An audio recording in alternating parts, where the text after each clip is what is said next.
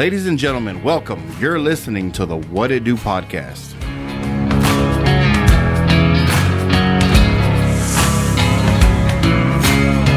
We're back, baby.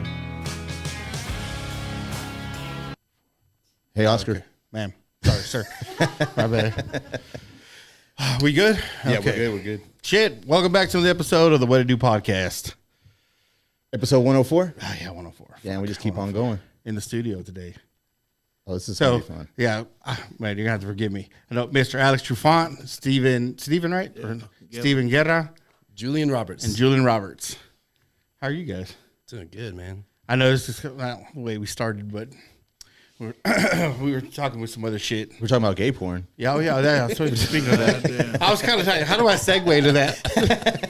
Just We'll come back to that one, but it's a good story. That's a good way to start. Point from it, man. All right. I didn't start. You want to start off with that story? What, the porn? It'll make Okay, sense. to the Get, point. get your microphone just a little bit closer. Right there. That got a little too close. Hold on. Talk about gay porn. Trying to, Yeah, hold on. Tell us more. Tell us more. all right, We're gonna make you a star. all right. So I was tattooing in San Antonio, all right? And I don't know how I ended up there. I needed a ride from San Antonio to Austin to go do this tattoo convention. So I just finished tattooing this kid. He's gonna trade me a ride for the tattoo. And my friend Robbie that worked there with him, or worked there, and he was friends with the guy, and he came with us along the road, and we're just talking shit on the road. We're like, hey, and this little chunky ass kid that his name's Corey, that I know. He's like he looks like Curly from fucking the Three Stooges. He's a big guy, bald head, funny as shit, and he's like, hey guys, I know a place that has like them strippers that dance in the windows that like you put a quarter in and rolls up, and you know. What is like the red light district type like shit? Like a peep show, right? Okay. Like, man, I ain't never seen one of those. We've been drinking on the road. Kind of fucked up. That's like some shit you see in the movies. Like, Yeah. Like, let's go see this peep show, bud. So it's like happening closer to Austin, right? And it's not a peep show. It's like an adult store or whatever. You can buy videos and stuff. And then they have these viewing rooms upstairs. What they said, like, okay, they got the peep show here. Let's just get it, right? So you gotta go pay the front desk. And they give you these tokens, and on one side it says, it's a chick's ass is, sorry. Oh, you're good. Tails, give me Heads, give me tails, tails, give me head. So it's a chick with her tits out in the front and a chick with her ass on the other side. Okay. Like, damn, these coins are sick. I don't even know if I want to spend these. So we go to the viewing room. There ain't no chicks in them damn peep shows. There's little private rooms to watch porn in, right? And we're all like, all right, Sticky floors and all right, shit. fuck it. Go in here, let's go watch There's a something. Pee Wee Watch something. Herman little shop there and shit. So we go in there. He's got our own little room. God dang, I don't know if I should have told this story. It's about to get real fucked up. No. You can't stop that. We're That's how into I'm it. introducing myself to what it is. All right. At the end of it, we're like, and that, my friends. And then I was like, The life of a tattoo artist. I go in this damn room. I stick my quarter in. It's regular porn, but it's kind of weird. The button's on the wall to change it, right? So I hit that button. Shitty porn. Hit the button. Shitty porn. It's gay. Gay porn.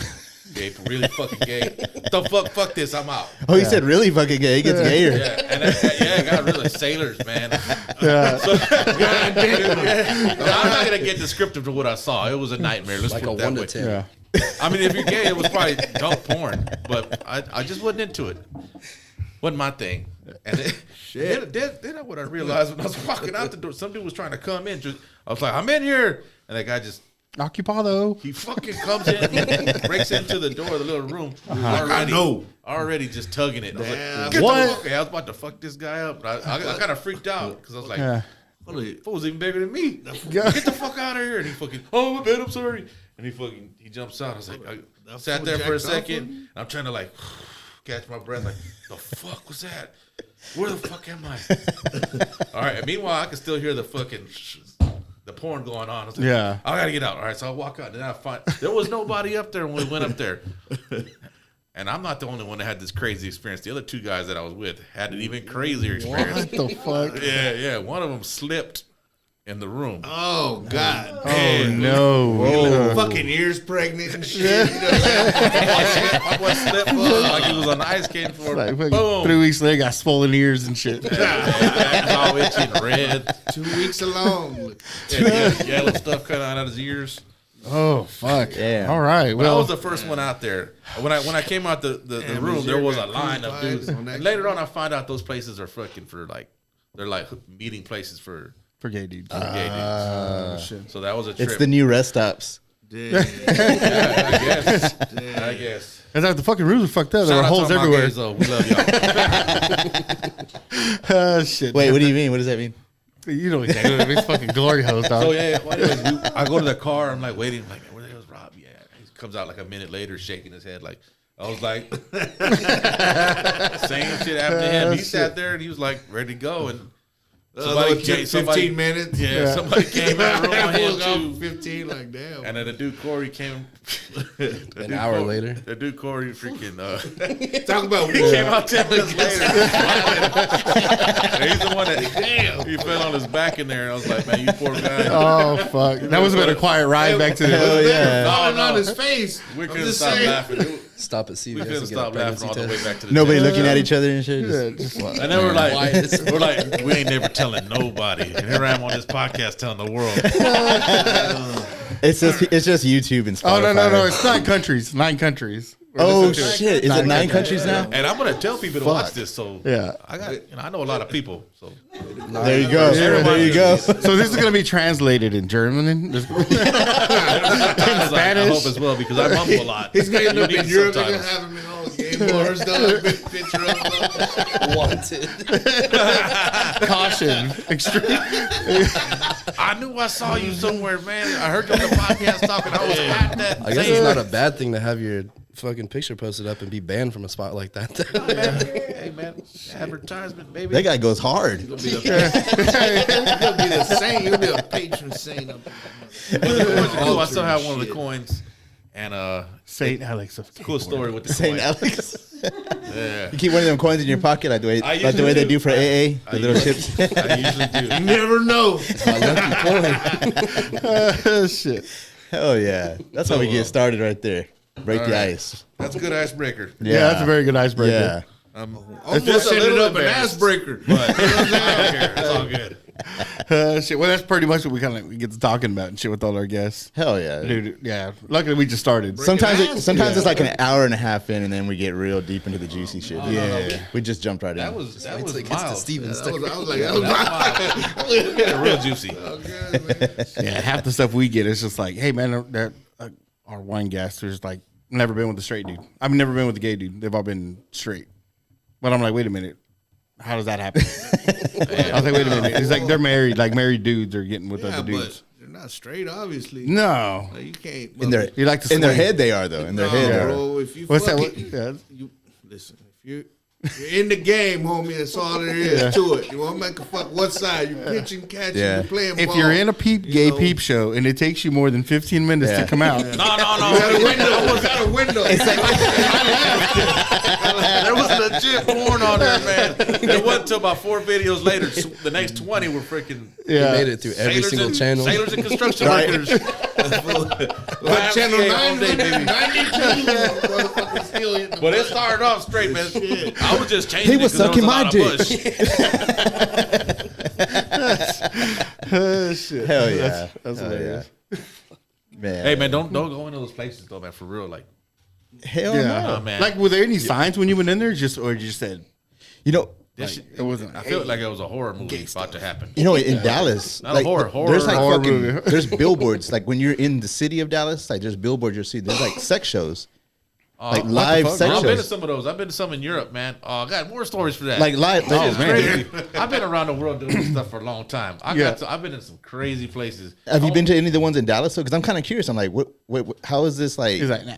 Never Dallas. Never Dallas? I went Okay. to one in Barcelona that was insane. I've been to one in San Francisco that was even crazier. Well, San Francisco. What do you know about Dallas? We came here to talk about tattoos, right? No, sex show sounds really good. Shows and The gay sex show in porn San and Francisco. San Francisco, Barcelona. You got corn. Yeah, we're just here to get to know you. coins. And I feel like I know a lot of you. Damn, I'm giving up too much. I was like, put it back in the holster. Put it back in the holster. Shit. Man, so Barcelona, man, how was Barcelona, Spain, man? I've never been out that direction, so. Barcelona's a lot of fun. There's a lot of you want to do something, you can find it real quick. Really? Yeah, anything you want to do, it's cool. What's your favorite place that you visited? Man, Barcelona. Barcelona, really? Japan's probably one of my favorites. Barcelona's a lot of fun. I like going to Rome a lot. I'm somewhat, kind of religious. I'm like the religious art and stuff. And Okay. Getting to walk around and see all the statues and all the art and stuff. It's very inspiring and moving. You go to the Vatican? The first time I've been to the Vatican a bunch, and the first time I ever went in there, I cried. I bawled my eyes out. I was like, man, he knows what I did. He hits the button again.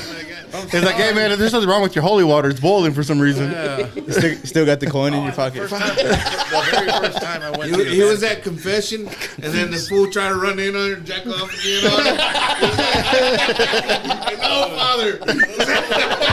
Oh, shit. Yeah, man. No more locked doors.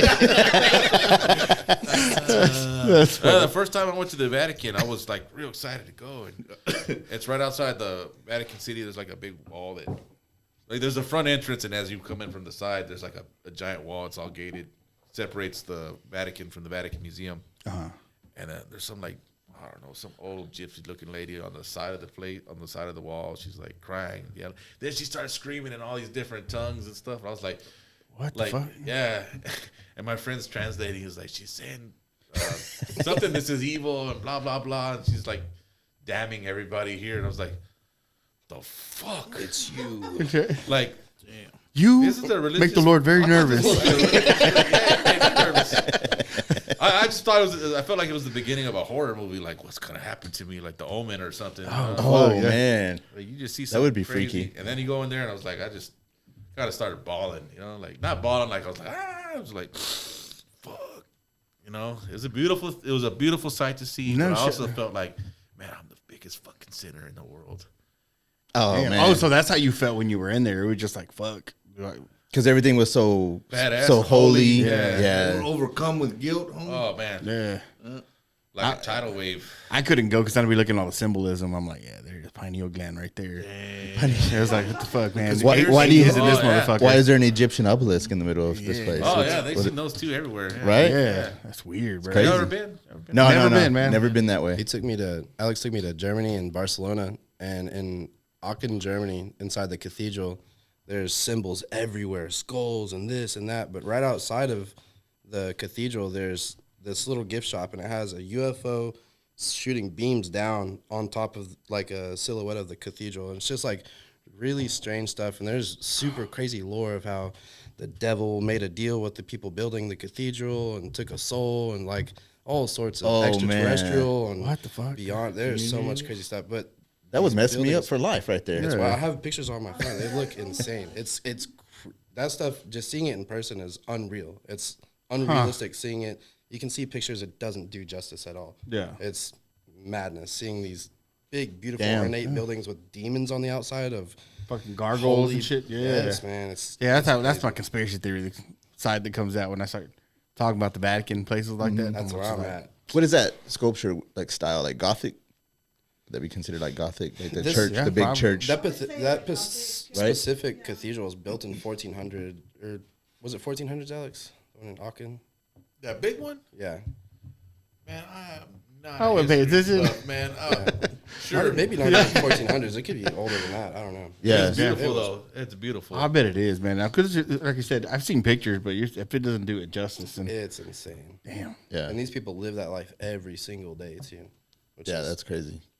Oh see man, it. like how do It's I so get like normal the to them. fucking like the what's it called, the Willy Wonka golden ticket to get down to the fucking To get down to the library of the Oh, you Vatican. want to get to the good spot? now, yeah? I man. want to get to the good shit.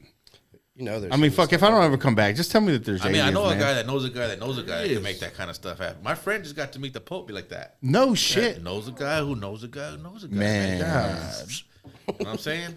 He got the picture of the ring kiss, the Pope kissing his ring. God. Hey, look I was like, wait a minute. Who is this friend you got? It looks like that in the photo though. Like Yeah. The Pope, Damn, the Pope's homie. actually tatted up, man. He's got like a full bodysuit. bodysuit. Angels and demons on his I back. met him at a specific spot. He comes out like they He take was his knocking fucking on his robe door. off. He's got that Yakuza tattoo and shit. I think the Pope's like the biggest pimp ever. You know what I mean? Man, he's got the Pope Straight mobile, up, bro. It's the dude. pit mobile. He's got the world in his hand. I like this everybody Pope, man. giving him money. Yep. Huh? I like this Pope. The Pope, Francis, right? Pope Francis. yeah. Papa Chicho is what they say over there. You see shirts say Papa Chicho, we love you. But like he doesn't even use like all the rich stuff that they give him. Like they have like a mansion that like a summer house and stuff. He doesn't even use nothing. Like he's just Yeah, he took a vow of what they call it, poverty. yeah. You don't use none of the good stuff. So, man, how come none of the guys Oh, here take okay, that? yeah. Like Joel Osteen and shit like that, right? Oh yeah, they should. These That motherfuckers. man. How un-American would that be? Yeah, that would be very un-American. I can give you that. There's a Shit. Kenneth Copeland, those other ones that are just like, You know, Joel Osteen, whatever. He doesn't bother me as much as Kenneth Copeland, man. There's something about that guy, man. It man, freaks he me looks out. like a demon, dog. Freaks me out. Has a Man, I flip thought of I a was the switch. only one that thought that shit. Just, man, just he- like his seeing eyes, him, bro. man. Yeah, My that's something. eyes, bro. The eyes don't lie, man. That Man, motherfucker, he got because them peers into your fucking no, it's the hips. Yeah. Fuck this boy, yeah, normal, man. you know who reminds me of, man? He reminds me of the bad guy on fucking The Mask. You know when he puts that, yeah. that's what he looks That's like. right. Yeah. And I'm like, man, this motherfucker. Damn, I mean, Cameron Diaz in that movie. man, Cameron That's the Diaz. first time I ever seen her. She was in a prime. That was the first movie she was in, right? Was it really? I think Older so. than the Except for that motherfucker. porno. I don't know, but God, Oh, I'm just kidding. I don't know. Was she? in Yeah, the porno? Cameron Diaz, bro. She's made a, She did. Oh yeah, she did. yeah, she was young. Yeah. I guess they all did because Sylvester Stallone did. There was a couple others. There's that what Lawrence Fishburne's daughter did a porn too. Oh damn. The fucking little girl from Family Matters, the little black girl. God damn. She did a porn too. She did a porn too, and I'm like, Oh, oh, fuck. hold up. Well, I ain't trying to end up in the bed. Go to that station inside that spot. And flip to that channel. I guess that's how you come up in Hollywood, though, right? You gotta. I guess so. Show a Man, little she skin. got out of that shit. Yeah, it was her first movie. Oh damn, there we go. Thanks, Jamie. Man, I wish we had you over on microphone over there. We'll get another one. I'll get another mic. I wonder if I could hook this one up right here. I don't know. It's too late. It's too late now. We're already in the middle of it. Damn, but that's cool though. I want to go to fucking Barcelona. Oh man, Barcelona's tight. Oh yeah. Does it seem like we need it, Tiff? All right. Lomo con queso. So, I wanted to ask you earlier, Alex. Like, so you've been tattooing for how many years? I started tattooing in '99 99. for like Goddamn, how old were you in '99? I'm a 300 I started tattooing. I was you're- 15, 16 years old. Okay, so I was like, whoa. Yeah, and I started as a kid, but I was tattooing out of the house in the garage for a long time, and then I joined the military, and I was tattooing every day. Like still, even in the no military, shit. I would tattoo every day. And when I got out, I got out of the military just to open up the Stayed in. tattoo shop. Huh? Okay. So you should have stayed in. Just I should have stayed. Like as of right now, the economy's all slow. I should have stayed in. In the I'd be military retired by now. tattooing, were you using like an actual machine or I like was using, homemade it was stuff? a whole studio. Oh, okay. Damn. All right. Yeah. Badass. Hell yeah. Man, that's cool as shit, dude. I mean, I know it's too late for me to even get started because dude, that interested the shit out of me. Oh yeah. Of course, yeah, I just want fake skin and stuff like that. I don't have the fucking balls to tattoo somebody Why not? because they're gonna kick my ass for doing some fucked up lines on them. You got to start somewhere. You got to fuck somebody. Have you ever fucked anybody up? Oh hell yeah! Right? Shit. You got Okay, to. I like, feel better. Like you have to though. It's like you're Like, I going didn't to. practice. Like I didn't do like a traditional apprenticeship by no means at all. I was like, you're my guinea pig. That'll Sit do, down. pig. Yeah, sit down. This is free, just let me go. Yeah. And man, I started tattooing a lot of crazy people in the beginning, man. Like Homeless guys and shit. no, there were definitely some party animal drug addicts that I was tattooing. Yeah. I was a kid and I'd be at these people's houses and they'd just be doing Rippers and yeah, shit. rippers in front of me, and then and there were older cats. They're like 45, 50 years old. But Damn. I was 15, 16 years old, and They just want to get tatted. They don't care. yeah. I just remember one time the dude like flipped out. Like he was normal 1 second, then he wasn't so normal. Like he was gonna beat my ass. I was like, man, fuck. Damn. I put him One through some ripper pain. too Though. I was much. like, all right, man, fuck this Yeah. Want your kid's name, huh? Well, it's just about to get. It's about to be painful. Now, I would do my best, but it was painful for sure. And I think that shaving. might have been why he flipped out on me. Yeah. You know, man, what the fuck? I was in some very questionable situations when I started. I saw this fucking post today. They kind of remind me of how we grew up, because that's how we grew up. You know, hey, you wanted to go to the fucking store. I would take my parents' car, you know, go to the store and get whatever I wanted. You were tattooing it. You were tattooing in someone's house, you know. Yeah. You know, doing shit like that. Nowadays, these kids are too fucking afraid to even order on the menu. It was sick. It was Right, a lot more dangerous. You know what I mean? Oh, yeah. But we didn't even know it was dangerous. We're just doing it. You Out just there do, living yeah. it, you know? Yeah. We're just living it. And That's crazy, man.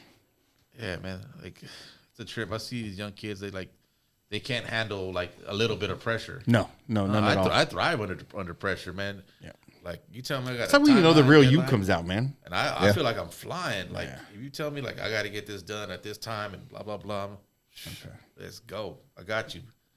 Oh, shit. And I actually feel like I do my best work under pressure. I definitely do, man, especially in a time crunch. Yeah. But my kids now, I mean, I got to know. My kids are my fault. Because now it's game on. Yeah, it's game on. I feel like I'm Maverick on Top Gun. No time for second Yeah. guessing. No, man, you got to do Get to shit. it and execute it. Yep. I mean, a lot of these kids, man, they don't understand. I don't think they've never gotten put through fight or flight. No. You know? So it's like, hey, shit's getting hard. Either I'm going to quit or I'm going to get somebody, hey, I'm having an issue. Yeah. I was like, no, man, you started what you started. Fucking finish it. You know, because that's the way we grew up. You start something, you fucking finish it. Even if it comes out fucked up. You know? Yeah. See it all the way through. Exactly, Yeah. man. These kids nowadays, bro, they just, but like I said, my kids are my fault. For me, it's to my babied own my detriment kids. because I want that pressure. I'll put the pressure on myself by procrastinating shit. Because I know at that last minute, now it's crunch time. I put myself in this position. Now I need to fucking make sure everything fucking happens a certain way. And I do it on purpose. I know, to my own detriment, because I shouldn't do that. I've got all kinds of time. I'm talking about like with work type shit, but I fucking do it all the time. I do it all the fucking time. I've got fucking forever to do something, and I will put it off. I will put Band-Aids on it until the last minute. And like, okay, now I'm gonna make this shit look badass. The last minute, you know. And, you know, and literal Band-Aids too. Yeah, oh yeah, oh When yeah. it's time to when it's time to put a Band-Aid on, I guess I can get a couple more days out of not wearing nothing. We got a mesquite. Look, there's a mesquite tree thorn right there. Boom, plug that hole. There we go. That's the best way though, if you ask me, because if not, then you know life happens, man, and shit ends up changing. So it's like, man, you even when you do, you know, you Keeps you on your toes. I mean, you're already done it, and you know what I mean. You're progressing through it, and then some shit changes. And you're like, fuck, I done did all this shit. Adapt, And now I gotta adapt, you know. Yeah. And it's like, hold up, you know what? I'll just wait and keep going, and then I know I got 3 hours. You know what I'm saying? Yeah. I got this. And what's Bam, crazy let's though, get because it. once you get to doing it, and you're like, God damn, I procrastinated for that. Like, I could putting have shit knocked off. this shit out like a long time ago, and I'd fucking put it off. Under the gun. It happens like that, man, all the time. It could happen. Diamonds are made under pressure. That's right. Yep. Damn, look at That drop back in the pocket. That's where it's going. Yeah, no, that's definitely, man, because that one over there. Yeah, I thought I saw that one. these kids nowadays, bro. No, you're all right. You're right. Yeah, these kids nowadays, man. Like, I rarely go and get Starbucks. I was on the right? field, dog. And I fucking get there, and I don't know. The biggest annoying shit to me is that I'll order my fucking coffee, Yeah. and then I go to pay, and they're like, you know, that whatever the price is, right? And then they turn that fucking screen around. It's gonna ask you a question. Damn, I'm like, tip? yeah, for a tip. I'm like, hold on, what the fuck did you do? You did your job. You want me to tip you for doing your job? It's like you fucking came out and delivered it, you know, to my fucking car, you know, or it did anything special. You're doing your job, and that shit, bro. It's annoying the piss out of me, right? Yeah. So I didn't really flip out on the dude on the Starbucks on Bryant, because same thing. This is your total, and I'm like, cool. I hand him a card. He takes it. He swipes it. He gives it back, and I'm like, oh, okay. So then ask for a tip. So I'm driving off, you know, and I'm like, I know, Tip in on his own. I know that fucking screen popped up. Motherfucker hit $1. Oh, he was tipping himself off. He tipped himself. Damn. So instead of letting That's me pretty wait, bold. he's like, he just went, because I mean, I know what the price was. It was 10 something, right? My boy tipped himself. Tipped without your himself, dog. permission. Yep. And when I left, I was like, you know, I know That's a suit. I know that screen That's pops a up. suit. For Yeah. that dollar should. That's a suit, bud. Yep. And I was like, I mean, I'm not gonna sue over $1, but I'm just like, I don't know. I'm You can not sue for a lot of dollars. Yeah. I like, how many times is How he many doing times that? have they done that? Exactly. You could be. It could be our Oscar hero. bucks. You could be a hero. Fuck Starbucks. It could be Oscar bucks. That's right. Fuck bud. yeah. Damn. You should get a. We're gonna have a little. Fuck yeah, bro. I'm gonna have. Hell yeah. taking liberties with my card. That's stealing. Fuck, it is stealing. Yeah, fucking Starbucks and have those little fucking where you can put your coins in and watch gay porn. Oscar bucks. Oscar bucks. Welcome to Carl's Jr. and shit. Hold on. Allegedly. Carl's Jr., don't sue me, please. I mean, that gay porn was a crazy experience, man. Seeing that. Yeah. But, the Barcelona thing, man. We'll go back to that, man. No, I went let's, to one of let's, them. We'll talk about this get us some next show. stories. Oh yeah, man. That shit was like. This is the No, tail. you know what? I don't This wanna is go the into that. tell all. Maybe we'll go into that later. Yeah, yeah. But that was. What was his name? I was replaying the story in my head for a little Somebody bit. spike his. Thor, Hercules, So we can get it out of him. him. No, I'm just kidding. Making eye contact. Oh man, that story. dude. I know man, that this guy- story. All right, we're gonna come back to it because I want to tell the story, but I want to get it all ready. He needs to go. get 2 more Yeah. big reds in. So him. we were talking a little. Okay, go for it. We were talking a little bit off the podcast. So like Steven told us a little bit, about like he was working with the shop. How long have you been working over there? Man, on and off. I'm 35. I've been working there since I was just about 19 years old. So somewhere 17 years or so. on and Damn. off. No shit. I worked in the oil field for a couple years here and there. I got fired a couple times from the shop, so but I always came back. And Alex has been my rock since he was like not a fallback plan, but he picked up the pieces where I lost my dad at a young age, and Alex gave me a house to stay at, clothed me, gave me a job, took me around the world. I've been, having opportunities that I would have never had ever. That's cool shit, man. Hell yeah. He's been that consistent in my life since, I don't know. I needed somebody, and he was there to pick it up. But he's always been that person for everybody, and some people take advantage of that and they run off and whatnot, and it's more common than none whenever people take advantage, get what they want, and they run off. But man, I just see myself here forever. Yeah. Yeah, that's a good story, man. Yeah. Honestly, yeah. That was the highlights. Yeah. There's a lot of He crazy usually tells times. the good story, like it's pretty solid. Yeah. Make you cry kind of stuff. Yeah. It's a movie. Make you laugh. Make Yeah. you cry. Yeah. Oh, you can Make you give hate us me. the cliff Make you notes. love me. How did you get fired the first time? Oh man, I don't even remember. I was a kid. Oh, I okay. Yeah. Just like, doing kid shit. Yeah. I can't say that I have much common sense now, but I've got a lot more than I did. Yeah, That's for yeah. sure. And we were talking about that earlier, and it's just eye opening. I see so many people with the lack of common sense and taking advantage of the opportunity that this guy has brought to us. He's sacrificed day in and day out, traveling the world. He's told me the story, maxing out his credit cards to be able to go make the connections that he has to build the tattoo convention here in town. And and he sacrificed so much of his life. And at some point in time, there needs to be people to help him push along and help him pick up the pieces where he needs. And that's I feel like sometimes where I come in. Yeah. Or that's what I like to think of it, at least. He helps out so much. Yeah. I love him. This is my little milkshake here. That was his nickname for a little bit. I used to call him Milkshake. Hey, Milkshake, get your butt over here. I need your help. Now he calls me Hamburger Julian. You upgraded. Yeah, that's crazy though, because people really don't see that, dude. And the ham is what you think. The investment, the time that it takes, the fucking heartache. Oh, like Dan Pena says it best, right? Everyone tells you congratulations when you're pregnant, but no one understands how many times you got fucked. Yeah. So you got No, dude. Dan Pena is the shit. Man, he that's he genius. puts it out there real, like very real. Because I'm like, it's true, dude. Like, no one sees the heartache. No one sees the fucking struggle. No one sees any of that. Everyone just tells you when you sit there and you made it, right? That you're just like, oh man, you don't know how hard it is for us others to fucking how hard we've had it. No, hold on, motherfucker. You don't even know my story. You don't know my side of shit. Yeah. So it annoys the fuck out of me when some people are like, they've had shit handed to them or whoever. Somebody's got something successful going. And I'm like, man, you weren't sitting there maxing out credit cards. You weren't sitting there fucking trying to figure out how to make ends meet. Yeah, stressing that shit. know? Yeah. There was no one here to help me or my brother out. There was no one here that could make us better than what we wanted, where we take us to where we wanted to go. Yeah. So we had to create the opportunity, and we had to make ourselves go out and get this knowledge that we needed to succeed and become better and elevate not just ourselves, but Man, look how many tattoo shops have popped up in this town There's over the a last 20 bunch. years. Yeah. When we started, there was like 3. Yeah. Y'all were Bulletproof originally, right? We started at Bulletproof originally as Bulletproof Tattoo. My brother came up with the name when he was in the military, and we both got out and we opened the shop together. And he's like, I already got a name. And I was like, well, I got a name too. He goes, well, I already made T-shirts. I was like, fuck, all right. I guess we go by your name. All right. Yeah. So that's how. What was the name you were gonna I do? don't even fucking remember, but it probably wasn't even as cool as Bulletproof. So we did the right thing. And eventually, after traveling and doing shows around the country, we were known that we were brothers, and we'd show up and like, oh yeah, it's the Trufant brothers, and so that's kind of how the name change went from Bulletproof to Trufant brothers. Yeah.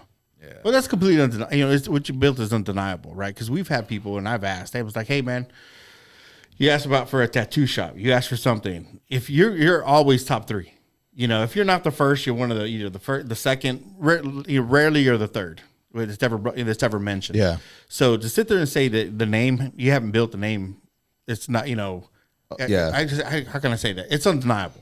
Well, yeah, I mean, You know? Yeah. I mean, obviously, I mean, there's some good tattooers out there, and you know, I mean, yeah, we might have come first, but there's always going to be new blood and new life. And, Oh, yeah, you yeah. know, and they're going to get talked about, and they're, you know, they're just as good, you know, or they're working on becoming just as good, and I don't hate. Like I want the whole purpose of throwing the tattoo convention is to make everyone better and to educate the public on what good tattoos look like, and if other tattooers can pick that up, that's what we're doing it for. Yeah. Yeah. We're not doing it just for the public. We're doing it for everyone. Yeah. So like, and we get a lot of hate. You know, there's a lot of haters. Like, you think Yeah, I'm trying man. to gatekeep or keep people out. Like, no, I'm not. I'm Yeah. trying to bring you the stuff that I had to go get.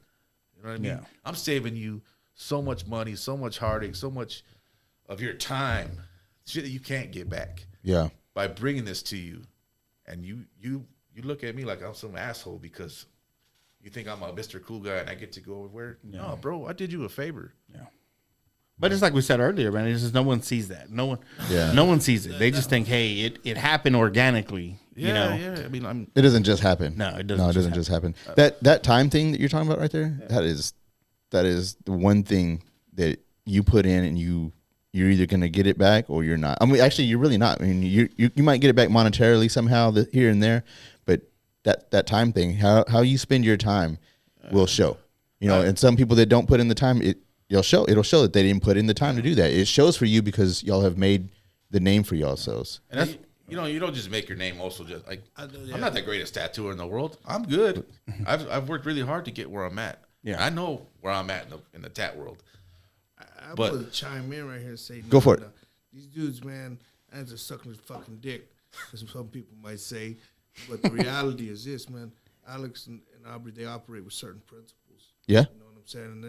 And the best way I can tell you is if they tell you something, dog, that's their word, that's their bond. Yeah. You know what I'm saying? And and I can tell you that just. No, we get a little closer. Yeah. Keep close to the mic. Yeah, no, He's a Chinese guy yeah. right now. Be forgetting where he's at. I'm waiting on the Budweiser to kick in. Yeah. It ain't as quick as the whiskey. But no, yeah, man, they operate with certain, So how did you certain get- integrity, man. Oh, yeah. It's I've never rare. heard any fucked up shit coming out of y'all's shop. I haven't. You know, everything that I've heard about y'all has always been upstanding. It's like, damn, that's the shop to recommend if you're going to recommend a shop in town. It's always been Trufant Brothers. And there was an Uber driver the other day that told some of our customers is getting picked up from the base. These guys Picked are up- assholes. He and- said those guys are fucking assholes in there. Yeah. Yeah, he was talking shit. Look at Uber driver, and then she showed me a picture of him. His name's Sean, by the way. So if you listen, homie. I'm not an asshole, bro. Come by, we'll make you friends. But yeah, he's just out there talking shit. I never seen this guy in my life. I'm like, bro, if Yeah. you knew me, you wouldn't be saying that. Not because I'm scary. It's because I'm a nice guy. Yeah. People But are then again- intimidated by the success sometimes, you know. It's easy think to be so, yeah. intimidated by the success or see where somebody's at and be jealous of it. You Be you mad wanna at try it. yeah, That's a misery big loves one, company. dude. You want to bring people down hate to and be shit. on your level. Throw that Bro, shade. like, Hold on, let me chime in. congratulate. It's cold as Hey, shit what's outside. up? How do I? What's You up know, with That fan? So, Yeah. he just came. He asked a while ago. Yeah, who was it that asked? Y'all asked how we met, and that's pretty much what it was, man. When I got out of prison, I seen these dudes doing their thing, and you know I'd already started trying to open a little studio. I didn't know my ass from. I still don't, for the most part. Yeah. But I have learned a lot just being around these dudes, and way that we came about was, you know, I messaged him and just told him, like, hey, man, you know, I admire what you guys are doing. Do me a favor, man. Can you get that mic? Look, pull it closer. Does it raise up? Listen, I'm Does it raise humble up? any There you go. I goddamn can hear way. you now. Oh, yeah, it does. Does it raise up? Let me raise it up for him. That way he's not all. Just go ahead and hold on to it, but pretend like you're at that Tuck it in your shirt. that place you put the quarters in the machine. Put your sailor hat on. Hey, hard hat. Hard.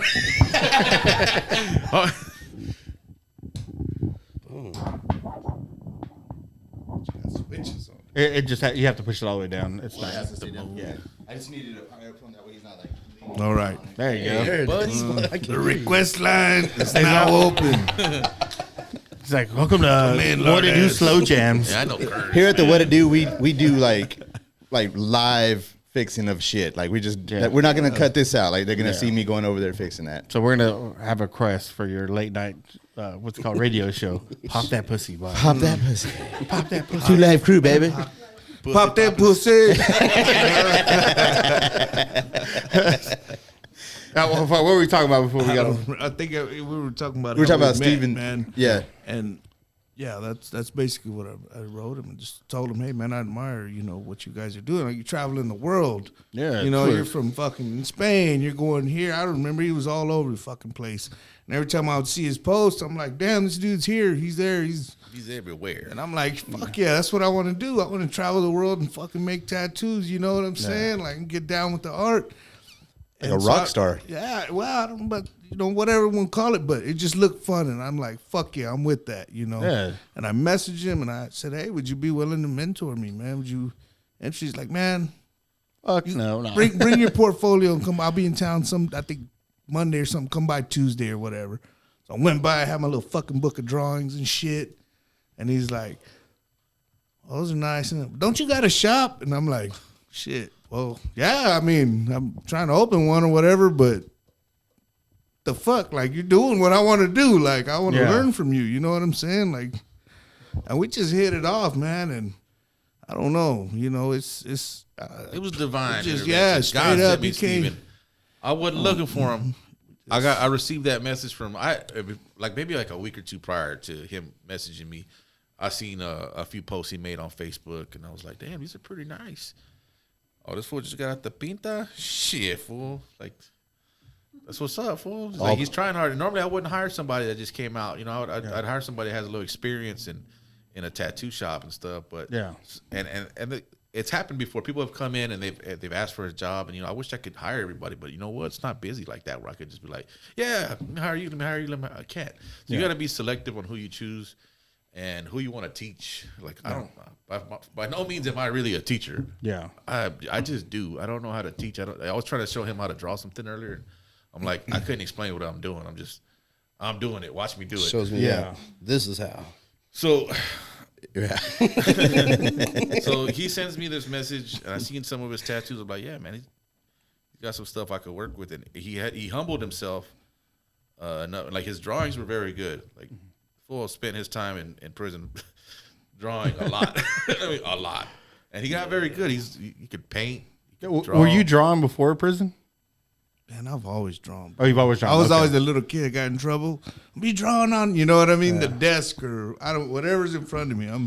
I would turn my test backwards, like in biology, and I would just draw on it, and then I would just turn it in blank, and they're like, "You didn't do it," and I was like, "Actually, I did." If you turn it around, It's illustrative. it's illustrated. Yeah, It tells a story, man. Put that shit in a book, huh? All I ever did was just fucking that S with 3 lines. S thing. All right, boom. I remember that. Like, Oh, man, damn, I take smiley that. face. Too, man. Smile. We all did. Shoot, that's the crazy. scene. No, ass. it was scene. The S was scene, wasn't it? Little I 3, have no idea. 6 lines and Talking Yeah, about the graffiti The artist. graffiti artist scene. Oh, It he was was his. It tattoo- was his that was S. A tattoo artist too. He was a tattoo artist, He is yeah. a tattoo artist. Yeah. In New York. No shit. That, Yeah, in New York. Yeah, Yeah, you know but about the- scene. That's what's up. oh yeah, man. I met him a couple times. Have you really? Yeah. Oh, that's so fucking I badass. don't know him like that, but that's I like met meeting him. the Beastie Boys, man. That's the Yeah, shit. yeah. I was blown away too. I was like, man, I used to try to copy your, well, not copy. I was inspired by your stuff, but I'd see him in the back of the Source magazine or Yeah, Scribbles. yeah. I'm like, damn, that's fucking scene right there. Yeah. I met him. He came to one of my personal tattoo heroes. He's R.I.P. Bob Roberts. I was at his art show in book show, his book release, and Scene popped out the car and jumped You know, everybody pays respect to Bob Roberts. He was a king of California tattooing or LA tattooing. And scene popped out the car, and I was just blown away. I was like, "Damn, Hell yeah, that's one of my childhood Hell heroes." yeah. You know what I mean? That's what's up. that S though was Scene's S, and everybody just took that S and they just used it for everything because it was easy to do and it looked cool as fuck. Oh man, But it was his. It was I his didn't know S. that. Yeah. Easy formula for it. Yeah, just boom. You boom. write graffiti or what? Nah, man, I don't. I'm just. I would say the same thing. I'm into. It's a felony. It's a I felony. would say the same thing. Yeah, because he was real Maybe big. you did make twice. He was big on graffitiing trains too, right? Yep. Oh yeah. Okay, so Yep. you would see it. His shit would travel a lot. Everywhere. Man, Everywhere. that's yeah. crazy. He has a book out, and it's like it's this. Oh, It's, he's busting some moves now. yeah, it's a with book. social media, like. But he's got his book. It's like he had a photographer go around and get like he's got like his old stuff like from the early '80s, and it's in this book, man. It's fucking cool as shit. Like it's like 100-page book, and it's just nothing but badass fucking pictures of his graffiti art, tattoo art. It's actually a really cool ass book. Oh damn! It's a trip how small art. I mean, I ain't gonna say small, but it's a trip that once you get around real artists and heavy hitters like that, you know what I'm saying? How intricate and just the whole fabric there. You know what I mean? How everybody's connected in some way or another. Yeah. Like we, you were just drawing that little S. We're talking about it, and now you're saying, oh, you know what I mean? And everybody, oh, I know, you know what I mean? And so once you get at that level, it's a trip. How few badass artists are, but how so inspiring they are to so many different people. Yeah. Like you was just telling, like Bob Roberts, like, it's king of LA. Like he put it down for, you know what I'm saying? Just so much. I mean, there's so many kings in LA too, though, man. There's a lot of good ones. California's But got check it out, like all the people when I was coming up, when I was 15 years old, and I was looking at all them tattoo magazines and all the like the heavy hitters, like, damn, that's badass. This guy did that. This guy did that, and I looked up to him, and I'm like, man, I want to be like that one day. I want to be like this guy, and all those people, and I am now. But all them people that I looked up to are now like my personal best buds. Like I've got to travel and become friends with them, and I've got to take. And the same for Steve. Steve saw him, and I've got to take both these guys on the road. They become friends with them too. That's the trip. That's what I was trying to get at right now. I was going to tell you how, there's these few dudes that just put it down for a culture. You know what I'm saying? Yeah. And everybody kind of trickles off. See, and that right there is the mind. What you said right there is that everyone's got their people in their culture, right? Now, there's some stuff, man, like I would have never thought that there was like this scene guy. I thought he's an artist and he kind of does tattoos, but y'all are familiar with him because y'all are in that industry. Y'all are part of that scene. Yeah. But then you start like really looking at other shit. I'm not. Huh? Then you start seeing like different shit, right? Where it's like people that not even artists that build shit. Like you think, oh man, that's nothing. That's anybody can do that. Then you realize, dude, there's this whole subculture of people that just do this, whether it be making music, people that are just like in their own little genre of whatever it is that they do. And all them motherfuckers have somebody they look up to. And I'm like, dude, that right there is the most mind blowing thing because no matter what you decide to get into, there's a fucking subculture of people that are into that same shit. There really is for sure. And that's cool as fuck, man. Almost everything it seems like. But art has. I'll say this about art. There's so many different ways you can go with it. Like, man, you can get into tattoos. You can get into painting, drawing. I mean, art goes. I don't even know how to explain it. It's got this. It's like a fan that it just doesn't end. It's all encompassing, if you will. If you ask me, like. This caveman drawing has been there since the beginning. Yeah, dude. Yeah. Boom, boom, boom. Yeah. Everybody expresses himself. Yeah, exactly. And it's the most. You're right, dude. Because I'm like, let's say on the artist part, right? Y'all do tattoos, and there's like somebody who does like comic books. Well, there's a tippy top motherfucker that everyone looks up to in the comic world, or in the fucking cartoon drawing. I just watch this shit. I scroll through TV, watching this shit, but not knowing there's a whole subculture to everything that I do. Yeah. Whether it be, let's say, podcasting.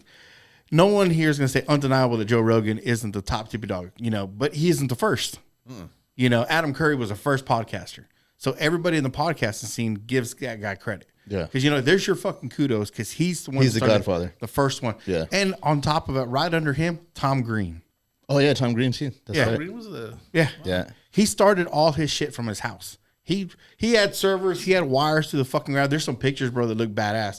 And he basically did a TV show out of his own house.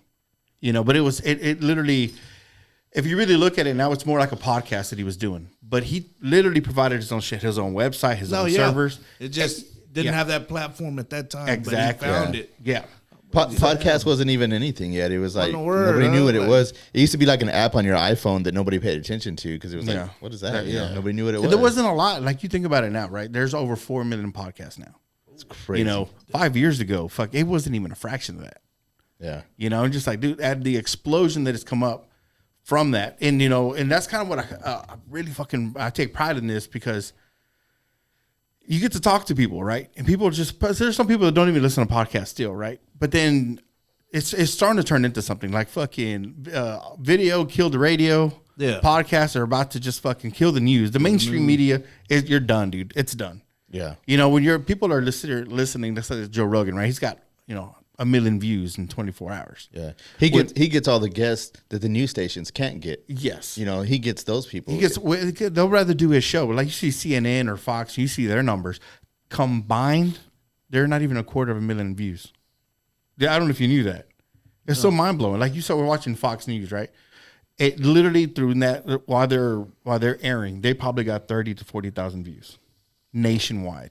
Damn. No shit. Yeah, not even compared to what it used to be. It used to be Millions. so millions of people should watch news. it. Now, man, now you don't want to watch it. People would rather get their shit from second source, you know. And of course, there's a lot of bullshit. Lot. Well, the news, I was yeah. just about The to say, news well, did there it to goes the common themselves. sense. the news did it to themselves by all the bullshit that they were All the spreading, lies, too. yeah. So nobody wanted to, like, once it was found out that they were pushing their own agendas, everybody was like, you know what, fuck that. You know, like, they're just trying to sell me on some shit that they believe that I don't believe. Common sense, though. Everybody's gonna push an You have to agenda. pick and Yeah. choose You know what I which mean? side you want to be on. Yeah, straight up. Which I mean, one fits your agenda if you best? don't, it's just like, you know, they say self-interest governs human behavior. So why are you want views, right? You want certain shit, and you're trying to influence something. Yeah. What, I like that sound effect. there goes the Vatican all over Yeah. again. Religion controls the masses. It is what it is. And then when know? when you throw money behind it, when somebody's behind you, Yeah. like, hey, talk about this. Hey, say this. Hey, say Lobbyists, all this. that, You're yeah. like, shit. Or when you're owned by, You know? It's a loaded gun. Yeah. you say this is your business, you built it from the ground up, or however you did it, and now you get to pick and choose who you're hiring. I just want to thank all my sponsors. That reminds me. I have nothing to do with this. Bloodlines, you know, or whatever. I don't know. You know, all that, like, good old boy system. I mean, this is what it is. Does it Well, make we- sense? Like, Yeah. Which is crazy. When we had Virgil on here, man, we kind of talked about that a little bit about the whole good old boys here in San Angelo. You know, everybody that runs, because everybody knows everybody, you know, in the higher, like say city council and mayor and the, what's it called, the school board, everybody knows each other. So everybody gets to a point who they're buddies, you know, and everybody takes a fucking blind eye to some of the shit that happens. that's all the way up. If you Oh, ask yeah. me, like, come on. It starts locally, though, and then it keeps on going. It goes local to state and then obviously to federal. But the one that affects us all the most is what happens locally. Yeah. You That's know? why I'm like, man, some of these people, when they go out and vote, I'm like, look, I mean, How do I become a good old boy? I want to get in. shit, wanna be a man. good old Yeah. Take care of, man. No shit, man, No, because that's there's a what I lot was of about to money. say. If you're a good Well, old that's boy what I'm listening to like- this, I think about Sign me honestly. up. I think it's about if you got dirt on somebody. If you got dirt on somebody, boom, you're in. Because That's you're politics right there. That's baby. exactly what it That's is. politics. That's exactly what it is. I don't got dirt on nobody. Maybe You got to give them the offer they can't refuse. that's what it is. I don't ever have no dirt on Yeah. nobody. No, man, I mean, that's and to think of, you know, doing this shit, you know, I got nothing to hide. I mean, you can literally go from our first episode and listen to all Yeah, of because all we the were way so through. drunk, we just told everybody everything. Yeah, Yeah, they're fuck it, fucking yeah. the bean spilled. But Get it that's all who I out am. there. You know what I mean? Beaters. If you want to know, Goddamn. it's like, hey man, I want to know what that dude's really like. Man, go from the first Start from episode episode 1. and listen all the way through. Fuck, when you see me and you feel like, hey man, I think I can get along with that dude. You probably can, Yeah. because I'm easy to get along with to start off. But you already know everything about me. Yeah. You know, Just so there. yeah, there's nothing to hide. Raw and uncut. Like, you know. Yeah. Well, the funny thing is, at the very beginning, we were kind of scared. We were like, I don't want to say my full name, and let's not talk Yeah. about like this because I don't want nobody, you know. But then after a while, we just got so comfortable with it. We're like, Man, fuck it, fuck. whatever. Who the fuck cares? I was You like, know, it's it is what more it is. work. Episode 100, you Yeah. know, shit. It's more work Gay trying porn. to put out who you're not. Yeah. You know what I mean? Fucking live a fallacy. Yeah, like dude. Covering lies. Yeah. and lies. And it, dude, it shows up so fucking quick though. You know, especially because you're putting yourself out there to everybody who's fucking listening. You put yourself out there. So if you go episode to episode and be like, wait a minute, he said this and now it's this. You know, At this point in life, like, who the fuck are you fooling, bro? Bro. You know what I'm saying? Like, you ain't fooling nobody. They've That's been doing this fucking- shit 20 Yeah. fucking years. that's a Exactly, good point, yeah, man. yeah. I was sitting there. Dude, I remember I turned 40. Oh hell yeah! That's Okay. And we're done. No, I'm just Oh kidding. yeah. Well, it's weird. It's supposed to be on airplane mode. God damn, what the fuck was I saying? We fly, baby. Yeah.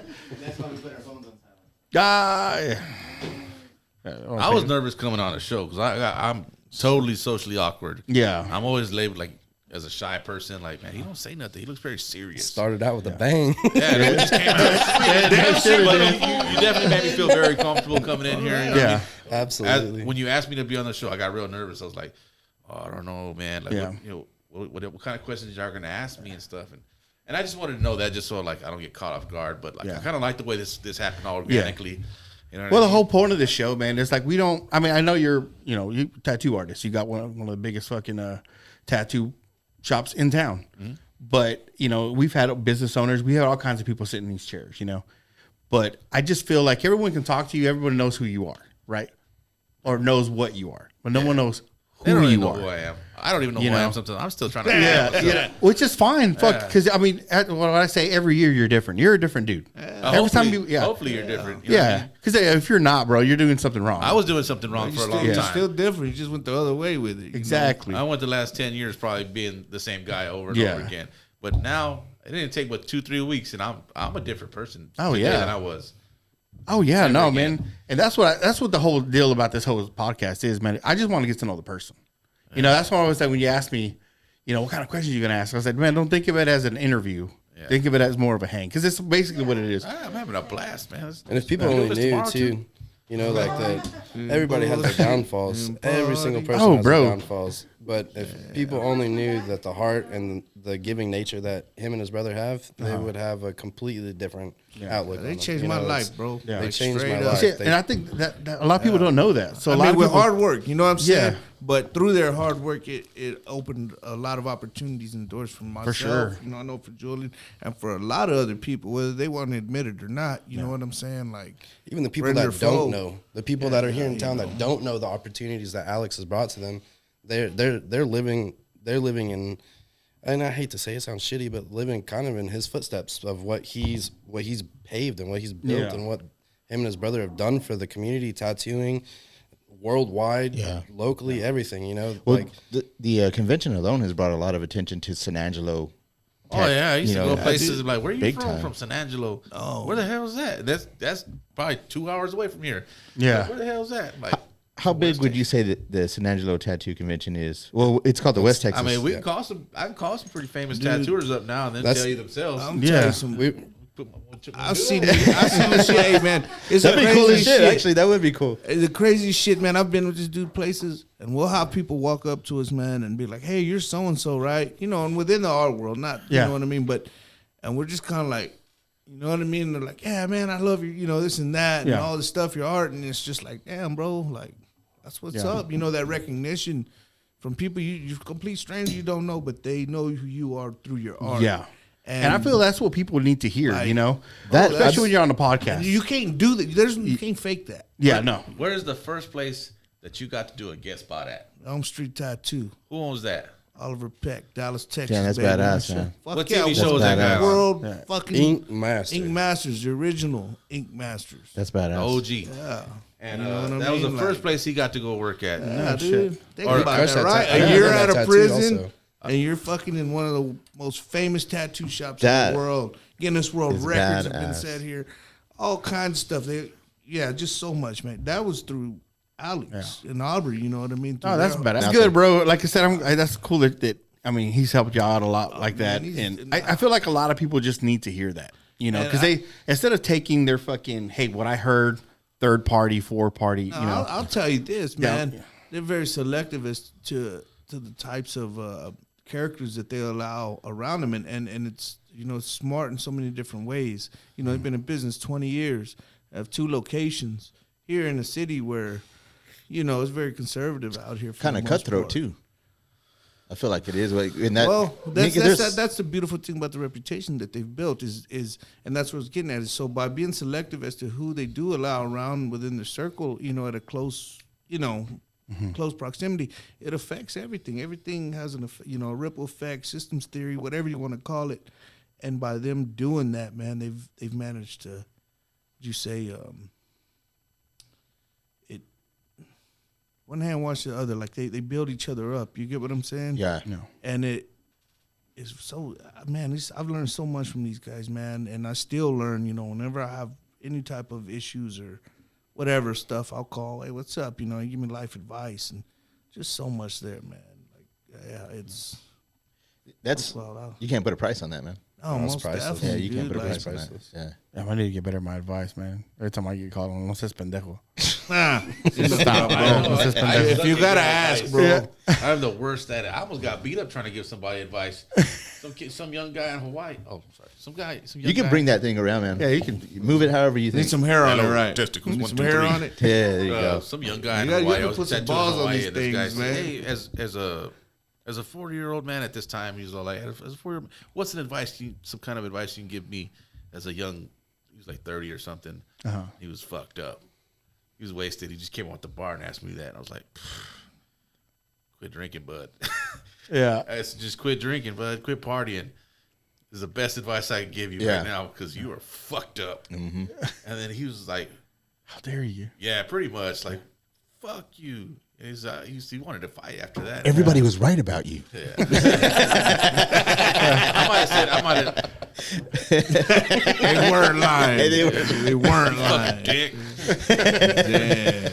Yeah, I just told him, man, he was pretty fucked up. But I sucked at giving advice. You know what I mean? Man, but in that moment, that was probably the best thing you could have told that Yeah, dude, you know? So you want to get your shit together, but you're fucking talking to me. You're drunk as fuck. I don't know you, bud. You just asked me for advice. Are you going to, he's probably not even going to absorb any of that because he's so fucked up.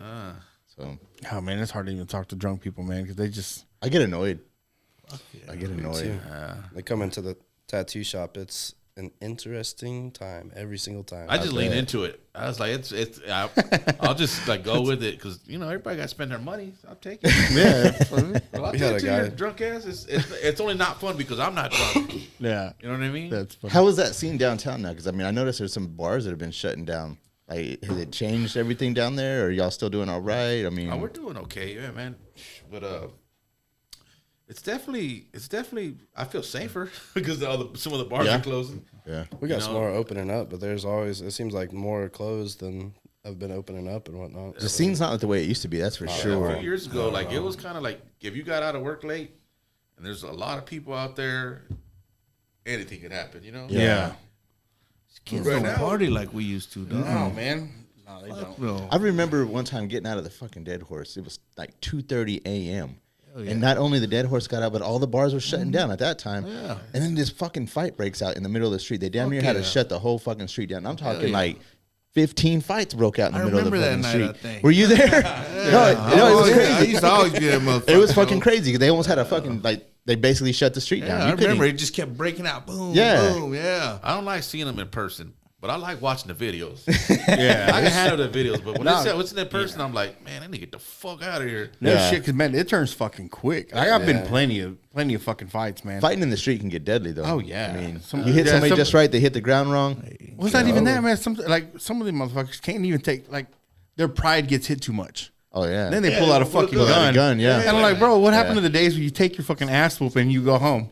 Or you go to Denny's with your fucking, like this, where you Lick eat your your wounds fucking, and move on. your man. lumberjack slam. Not no more, Just got man. your ass whooped. Can I get a nice and a lumberjack? Get a lumberjack and a knife. Or get into a fight at Denny's, man. Yeah, I've That done too. That's The been Denny's pretty too, yeah. Be an Oh, extra man. knife too. wild. I don't like fight. I don't like getting into fights. No, I try to fuck avoid no. all altercations if I can. It can definitely be interesting to be downtown though. There's been times where we'll go have our drinks, have our fun, go get our street tacos, and go back to the tattoo shop. We have the yellow tent, just sitting inside eating, and there's people fighting right in front of the window, right there, right in front of us, dude. It's like watching a movie it's until it gets 3D. Yeah. Oh, Like, hey, hell get the yeah. fuck out of here, man. Like, hey, out the window, asshole. But it gets weird, man. Sometimes there's days we show up to work and there's literally dried puddles of blood right on our front door. Damn, like like it's that. fucking crazy down there sometimes. Fuck, It's crazy. Fucking snatch Yeah, though. but it's changed a lot, bro. I remember the days when you fought, you got your ass whooped, you go. You know, no one pulled out a fucking knife, no one pulled out a fucking gun. No, none of that bullshit. Nowadays, I'm sorry, but these bitch ass kids, bro, they can't. Oh yeah. They can't take an man. ass whooping. Can't take an ass whooping. Yeah. You talk shit, someone called you out on it. Hey, settle your business and be like, hey man, my bad. You know, I talk shit to the wrong person. You know, nowadays you got to watch out for cauliflowers. You know what? Yeah, no shit. Yep. Just learn to say you're sorry. Yeah, that's it, bro. Even that's if you're it. not sorry, just be like, you know what, my bad, homie. I'm going home tonight safe and sound. Yeah, I'm sorry. I'm about to put the beans. You know, and sometimes that's all. If that could be said, that would squash. I ain't no bitch. That would But I know how to squash say, so much. I'm sorry, shit. and diffuse the situation because Yeah, I don't need no lumps. I don't need to give you no lumps. I want to go home to my fam. yeah. I don't want to go to jail. Yeah, that's fuck a that. whole I'm other deal. allergic to that shit. You Like, know what? yeah. I can't get my hands around my back. So if I get cuffed, I'm gonna be in a fucking very tough situation I don't want to be in. So Breaking you our can hands call in me a a bitch fight. all day. I'm like, you know what? Well, not only that, I'm sorry. your hands are your money. Exactly. If you break your hand punching somebody's face, You're gonna have to get 3 ropes to tie me up. yeah. But if you break your hand on somebody's face, Oh yeah. then you're out of money. Or break their face with your hand. There you and go. then you're in jail There for you a go. long time. Yep. You know, it can go both ways. It's just They're scary gonna have shit, to learn man. how to pick. You gotta learn. Tattoo on my feet like some kid on the internet. Shit. Fuck. Man, Making it's all not of worth it though. Because I'm like, how many people have gotten killed over just a simple, stupid argument, bro? That's literally nothing. Happens all the The time. fucking alcohol is running through everybody, and they just want to start a fight with some fucking random dude. It's happening somewhere right now. Somebody just got fucked off at a fucking bar somewhere. Somewhere in the United States, it just happened. Time is it? I got a gun pulled on me after a It road rage is, incident. 8. Damn, yo, it's 8:35? 10:30 on the East Coast. That's right. 9:30, whatever. Are y'all on a time limit? You gotta No, go? hell no, no. I'm we could be saying here all I was night, just man. picturing somebody getting their ass whooped at Oh, 9:30 on the East Like- Coast. You know? man, as much as that shit happens, bro, it's just goddamn. I don't understand it. I never understood fighting. You know, I know sometimes you got to stand your fucking ground. You know, because some motherfuckers do get a little get sideways. You gotta know? protect yourself. I've only had to do it a couple of times. Most of the time, you're right. It's just like, hey, my bad, bro. Like when I walk through a bar and I bump into somebody, hey, man, my bad. And there was a couple of times where I was like, hey, you know what, man, I fucked up. I knocked your beer over. Let me buy you another beer. I'll take care of you, dog. You know, over is like, I'm here to have fun with my wife, man. You know, I'm gonna go home and get some fucking loving. Last thing I need, I can't fuck with a black eye. You know, my fucking face is sore. Can't fuck with a black guy. Yeah, With a black guy? black eye. Those all black. Put your sunglasses on, fool. Get after it. Alrighty. Come on, dog. Hold up, dog. I don't know. I have an anger issue sometimes. Yes, you do. Yeah. And I go. I Like, find it funny when it comes. I out go here. from being like the nicest fucking person in the entire fucking world to being like I'm ready to fucking kill somebody. Like that though. I don't know why or where the fuck that comes from. You know what? I'm I telling you, understand that. yeah. I used to be like that too. But now it's like, it takes a lot to get me there. But once it's there, it's too late. It's too late. Yeah. It's too late. We're all going to die. Yeah. I'll burn this motherfucker down. Everybody. I think we need to get a therapist on here, bro, to kind of like psychoanalyze It it. really takes a Allegedly. lot now. Hey, I'm already at the first step though. I admit the problem, so Yeah, man. I'm already halfway there. First That's the 12th. Hey, that's the 12 step. I'm gonna have to get you one of those That- chips with a heads I get tails I get. There you go. There you go. Damn. Let's see the chip. You still got it in your pocket? like, he's trying to think where he's got it stored. He's like, No, I got it. It's at home, man. I got it. I saw it yesterday. I should have brought it. It's a cool conversation piece. Alex, you do a lot of Japanese type work or I Asian do type work? everything, man. I'm a walk-in tattooer, man. Because we're based here. You know, we get the military here, the college, oil field guys. So whatever walks in the door, I need to be able to handle. So I'm not gonna say I specialize in anything, but I specialize in everything. Yeah, I got you. okay. You know what I'm saying? I do it all. Do what I can to make you happy. I think a lot that I've seen. I guess the reason I say that because a lot that I've seen that you have done, like that I've seen from other people, is a lot of like what do you call it, like Asian or Japanese style. But it's badass. So it's like it'll be like a tiger or fucking. Show them your front. I do American. Show 'em, take off your shirt, buddy. Go ahead. That's Americana. That's a- Damn, that's a bad motherfucker. Show the camera that boy's repping That's a America on bad his chest, boy. motherfucker right there. That's Shit's hard. right. He's done a lot of my. That's Americana, right? Yeah, My whole that's ass an old is one outside. too. Yeah. When did we do that? Like 2015, 14, something like that. I like that. He knocked that out in 3 weeks. We did that a few weeks ago, a month or two ago. We gotta finish that one. How many hours is that? The front? Yeah. We Maybe did. 15. Yeah, we did. I think we did 3 Tuesdays in a row, and I think it was 4. My boy, he was like, we 5 were going to hours each. Vegas, and he wanted to get in the pool. He was like, I'm kind. He was kind of bigger. He's He slimmed down a little bit. He was a little bit bigger back then. He was like, I'm kind of embarrassed. I don't want to wear my T-shirt in the pool. I know y'all are all tatted up. And we went as a big group. He goes, I got to get something. I said, I got you, bro. They don't. And then we just went at it. Tell Big everybody. eagle covers his whole front. Fuck yeah. I'm not the And then best he- at getting and then he tattooed. thugged it I'm out. just stupid, He and I thugged it just out kept 5 fucking going. He thugged it out 5 hours at a time, and most people can't sit like an hour or two on their front. Yep. Yeah. He thugged it out for 5 hours each time. And tattooing right next to shit that's still crunchy and healing the week before, just back to back to back 3 weeks in a row. It was, It's brutal. man, it was probably somewhere close to, at least close to 2 months worth of healing. And every time you sit down, the scab forms, and every time you sit up, it feels like your guts are getting ripped open. It was fucked up, dude. Terrible. The healing process. Yeah. That's the fun part. But I did it. I did it. No, that's badass. That's a bad It was- motherfucker right it there. sucked. There's still so much. I suck at getting tattooed. I have several. unfinished Obviously not, bro. tattoos. You got a fuckload I'm of them. just stupid. That's all it is. I keep going back. They hurt. They hurt, Tattoos man. hurt, man. I don't even It's- know why we do this shit. That's to a big ourselves. motherfucker though. I got a little one, man. I big. fell asleep. I was Hell in yeah. Oh, Austin. you fell asleep? I fell asleep. Boy, that was a, Nice. I was in my comfort, bro. I was just like, I just feel sad. You know what? Like therapy. Yeah, sort of felt like I was getting massaged. When Really? People, It Fuck is- you. I yeah. passed when the fuck people out. I was say like, that stuff, I think it's so great. There's kids, these 18-year-old, Psycho. 19, yes, Fucking psycho, bro. These 19-year-old kids that come in and they want this first tattoo on their chest, and I'm like, dude, this is gonna suck. And I don't, it's not my job to tell them that. I need to hype them up, keep them Yeah. happy. And as soon as they start, they're just thugging it out. I'm like, dude, I am such a pussy. I feel for doing asleep this shit. straight up, right? Like, I'm I such damn a chick- bitch. I was getting my head tattooed. Check it out. And normally I wouldn't fall asleep getting my head tattooed. oh yeah, But it's we were in Italy. We were at this convention in Rome.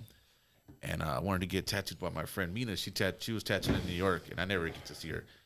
And I'm like, all right, I'm going to get this tattoo for my kids. It's like I got these 3 birds that says, por el amor de mi hijas, the love of my daughters. And she did it on the side of my head. And it's like, fuck, I know I got to get this tattoo done. Kind of fucking hurt. So, I mean, in Italy, wine's like beer, like yeah. it's everywhere. It's easier to order wine than it is to get beer. Oh fuck, huh? Hell I yeah. had two big ass bottles of wine Bro, that in an hour. damn. So I had a little cup.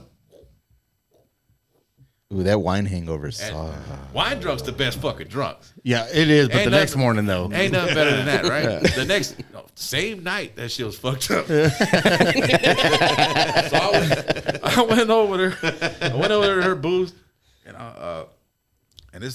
the Rome convention probably at the time was one of the, maybe not the busiest convention in the world, but it's like the second or third. That means there's, I don't know, 30,000 people there any day, any given moment, and so you're having to fight through a crowd to get where you're going.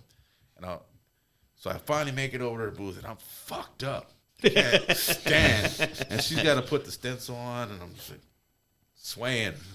Damn. And she has to hand draw the lettering on my head. I'm like, so she's like, just fucking lay down. So I lay down. Man, and this she's motherfucker. starting on, and I pass out. Fucking tattoo I thought you were a professional. I fall asleep.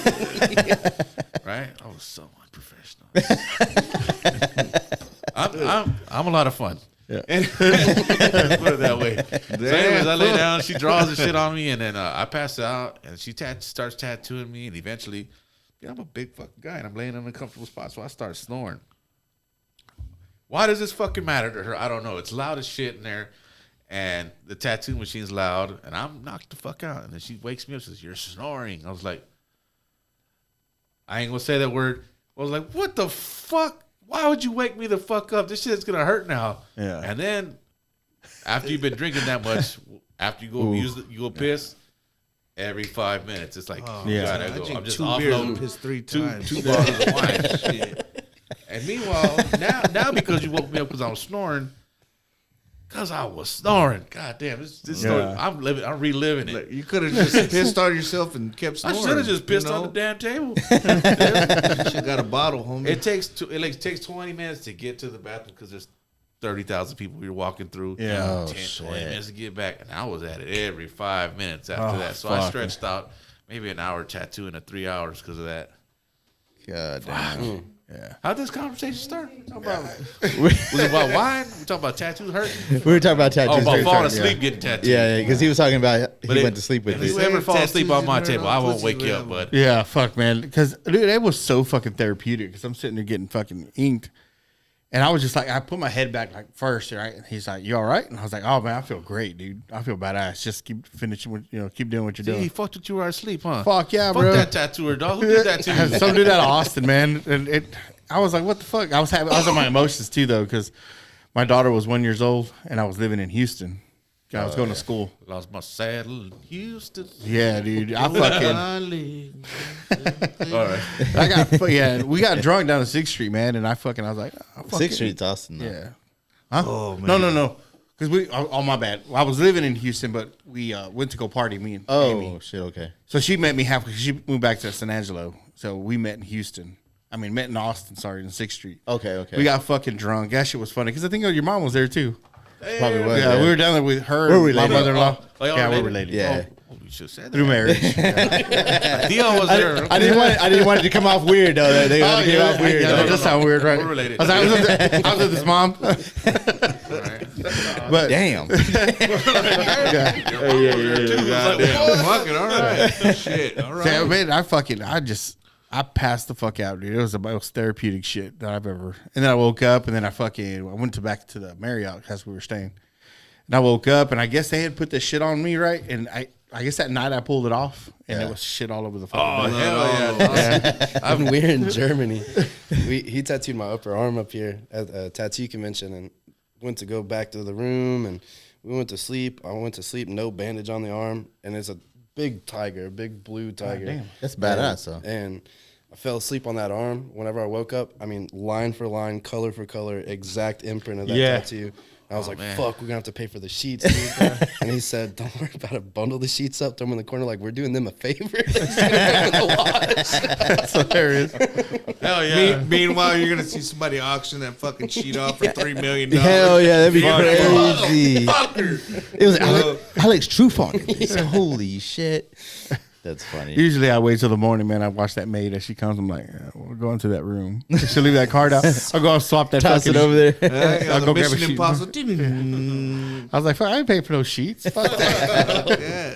You ever notice sometimes when you get a tattoo, you get it somewhere, but then you feel it somewhere else? You ever had that happen? Oh, yeah. Like What the goddamn. fuck? Yeah, like it's like a nerve or something. You know what I mean? Yeah, It just kind of. tattooed your ribs. You feel it in your asshole, man. Hold on, now. Whoa! Tattoo on your ribs, bro. Man, I ain't, Let's talk. He's like, man, don't ever pass out when you get a tattoo on your side. I ain't saying you feel like that. You gotta wake up with your butt hurt. again. Nah, man, shit hurts, man. But I understand what you're saying. Like, you're getting tattooed here and you feel it in your Yeah, neck or it's something. fucking wild. This shit is like, what the fuck? I is should have that? just said neck. Let's take out the asshole part. Ribs, you feel his neck. All right. He tattooed my neck. Whenever he was tattooing my neck, it felt like I was going up on my face. I was like, Oh shit, Dude. That's just got, oh man, is that more painful than in? I think the chest was by far the worst, man. It felt like That's a big piece, though. My lungs were getting tattooed. I couldn't worse than breathe. the ribs. I don't have anything too high up on the ribs. Oh, okay. Just lower on the sides of my stomach. This stuff right here, it felt like, I don't know if you know what a chest eagle is, or a blood eagle, where they rip the rib cage open of an eagle, yeah. and Oh, it's like a shit. sacrifice thing. That's what I felt like the whole time. Damn. It was terrible. That's how they did that motherfucker. But like I 15 said, hours worth. Yeah. God damn. pretty gruesome. 3 weeks in a row, it fucking sucked. It was terrible. But I would, But you got a badass tattoo, though. yeah, and that's the thing. You know, gotta do it again. I got to do it again. No, you ain't got to do it again. Not this part. I got other spots to You're gonna fill it in. Yeah, but man, I tell everybody, I had no confidence growing up. I had hated myself. I went through terrible, terrible things as a kid, and as I got tattooed, slowly but surely, every single piece that I got, it was like an additional piece of body armor that I got permanently put on myself, and added this confidence and tell you exactly who I was with, what I was doing, what part of my life I was in. It's telling your story, but also that confidence boost that, something for somebody that doesn't have that wasn't born with that, or, didn't get to that chapter of their life yet. Those tattoos can do that for you. It can give you whatever kind of experience that you want in life. And, if you need the confidence, you need something to to show people, you know, where you were or whatever. I don't know. It just gives you that boost. It's like permanent body armor you get to put on yourself. And it's a memory that you'll like Exactly. I have some shit on me that I'm like, man, I should cover that up. Nah. But at the same time, I'm like, no, because there's a reason for everything. Like, I remember Exactly. where I was at, what the fuck was going on, the reason for that. I got a tattoo And from I'm saying, ex-girlfriend, you know what? I can't, ex-wife, another ex-girlfriend. I Yeah. can't cover that. I loved every single one of those girls at one I got, point. I got in like a time, you tribal know? design. I'm like, that fucking tribal design shit, outdated like a motherfucker. But I remember what led up to it. I remember the whole reason for it. I'm like, damn, like if I cover it up, like that's something else. There's something more to it, you know, than it's just a tribal design. You held on to a good time though. Tribal's coming back, so you held on to it. Oh, really? Is it coming back? Vengeance, baby. Clean this up. We're in. We're back, baby. I got a fucked up tribal too. Do you? Okay. You get a whole second wind. A whole second wind off Yeah, of it. man. I've been doing that shit forever since before it was cool, homie. Yeah. Been had this. I was doing actual tribes and shit. All right, what it do? Tribes, motherfucker. Hell yeah. Hell yeah. That's fucking hilarious. No, that's Man. that's nuts, man. So, I mean, you said you grew up with no confidence? No What- confidence. What do you think triggered that? Man, just having a bad childhood. I think I didn't get a lot of the love and affection that I had. It got taken away from me whenever my dad and stepdad passed away, and my poor sweet mom, she's had mental health issues forever, and you know, I just wanted to be there for her. So it's hard, but you know, having, like I said before, having walked into his life and him walked into my life, he was there to pick up the pieces where all that fell short, and he, you know, offered me another opportunity to learn how to be a man and have the confidence and be the person. You know, anytime I have questions about anything, hey, what can I go say to this girl? Should I do in this situation? Whatever, you know, I run to him, and he answers all of it for me. It's That's badass, though. It's a beautiful, beautiful thing. The camaraderie between everybody at the shop, tattoo industry, and back where you were saying earlier, you know, like those hidden superstars and secret societies and stuff like that. It's just so cool. It's neat, and having that is amazing. That's cool as shit, man. Because that's the way I grew up. I grew up with no fucking confidence at all, man. I didn't have any of it. And then I went to work with my dad, man. I started welding for him when I was 13, 14 years old, you know, building vessels and stuff like that. And one thing he instilled in me, man, I had a great childhood. It was just, I guess it was just the people who hung around, you know. And one thing, man, he told me, that shit fucking, it holds me, be undeniable. Undeniable. Be the best motherfucker you can possibly be at anything you do. And I did, man. Like I said, I'm gonna say I'm not great at everything, but the stuff that I did put the time and focus on, fuck, shit, I'll be damned if anybody beats me. You know, It's the only way to be. fuck yeah, dude. It's the only way to be, and that's So- how the world can only get better and better and better. You know. So Like-minded yeah, people. so when shit pops up like that, you know, like I do everything. Fuck the jack of all trades, man. Whether it be welding, I got on the last episode, I can weld from a fucking crack of the ass to a fucking broken heart. You know, I can do it all, bro. Like that. And, Like that. And just that with everything that I do, man. When I had my business, I'm like, fuck, no one's gonna sit there and tell me how to do my job. That's right. You know, so dude, and it did. It cured a lot of my fucking. Yeah, you build that confidence. Fuck yeah, dude. Yeah, I'm a And- bad motherfucker. Yeah, in bro. My own right. You know, You know, what I'm saying? and now I'm trying to podcast now, and that's fucking Trying, we are. Yeah, we are. We are, baby. Hey, this is sick, man. Over This 100. is We're over fun, 100 man. episodes. This is badass. When I walked into this room, I was like, oh, these fools are legit, huh? Dude, you know, I'm like, you have appreciate no that. idea how good that makes me feel when people come in, because literally all this was a whim. Yeah, man. Yeah. You're doing you, and you're showing your own personality, and we're doing it my way. You're doing You know, it my way. you know what what's I'm crazy though is that we've had people in here that have been in professional studios. saying? You know, and they're like, dude, this is better than any fucking studio I've ever been. I was like, wait, what? Yeah. If it was real. Yeah. It's real. And I was like, this is all Amazon shit, bro. What the fuck? You know? I was like, no way. He's like, yeah, dude. He goes, most of the other studios and shit that I've been in have been cluttered, you know, where it's old equipment, or it seems like it was just like all slapped together. Yeah. You Or know? real tight. Like it's a real tight spot. You know, and I was like, what the fuck? I was like, no, man, because it's good to hear, because I don't, like, when we first started, I had no idea fuck. I'm an old field guy through and through, you know. This shit, having to figure out how to edit, how to figure out how to put camera stuff, this is all brand new. We learning as we go. Basically, it's how it's happened. It's just tight, man. Like walking in here and just seeing all your personality on the walls, and that motherfucking toy right there. That's It's what made me badass, right? Yeah, that that little thing guy is right there. I was sick. like, all right, I'm comfortable now. These fools are nerds. I'm cool. Yeah. Oh yeah. Oh yeah. I like it. Absolutely. I'm with you. These are my people right here because I'm a nerd too. And when I heard this fool over here, he's got time and with the fucking the state Airbnb, Oh yeah. Vacation with the his, state. his Yeah. vacation. And then when I couldn't find out, man, I guess we got talking into comics, right? He told me he's got 1,500 comic books. Damn, I grew up looking at comics too. Yeah. Yeah. Yeah, man, I like. And I was like, what the fuck? So I made fun of him for a little bit. And then it was crazy because I never considered myself a nerd, right? Never. No. Yeah.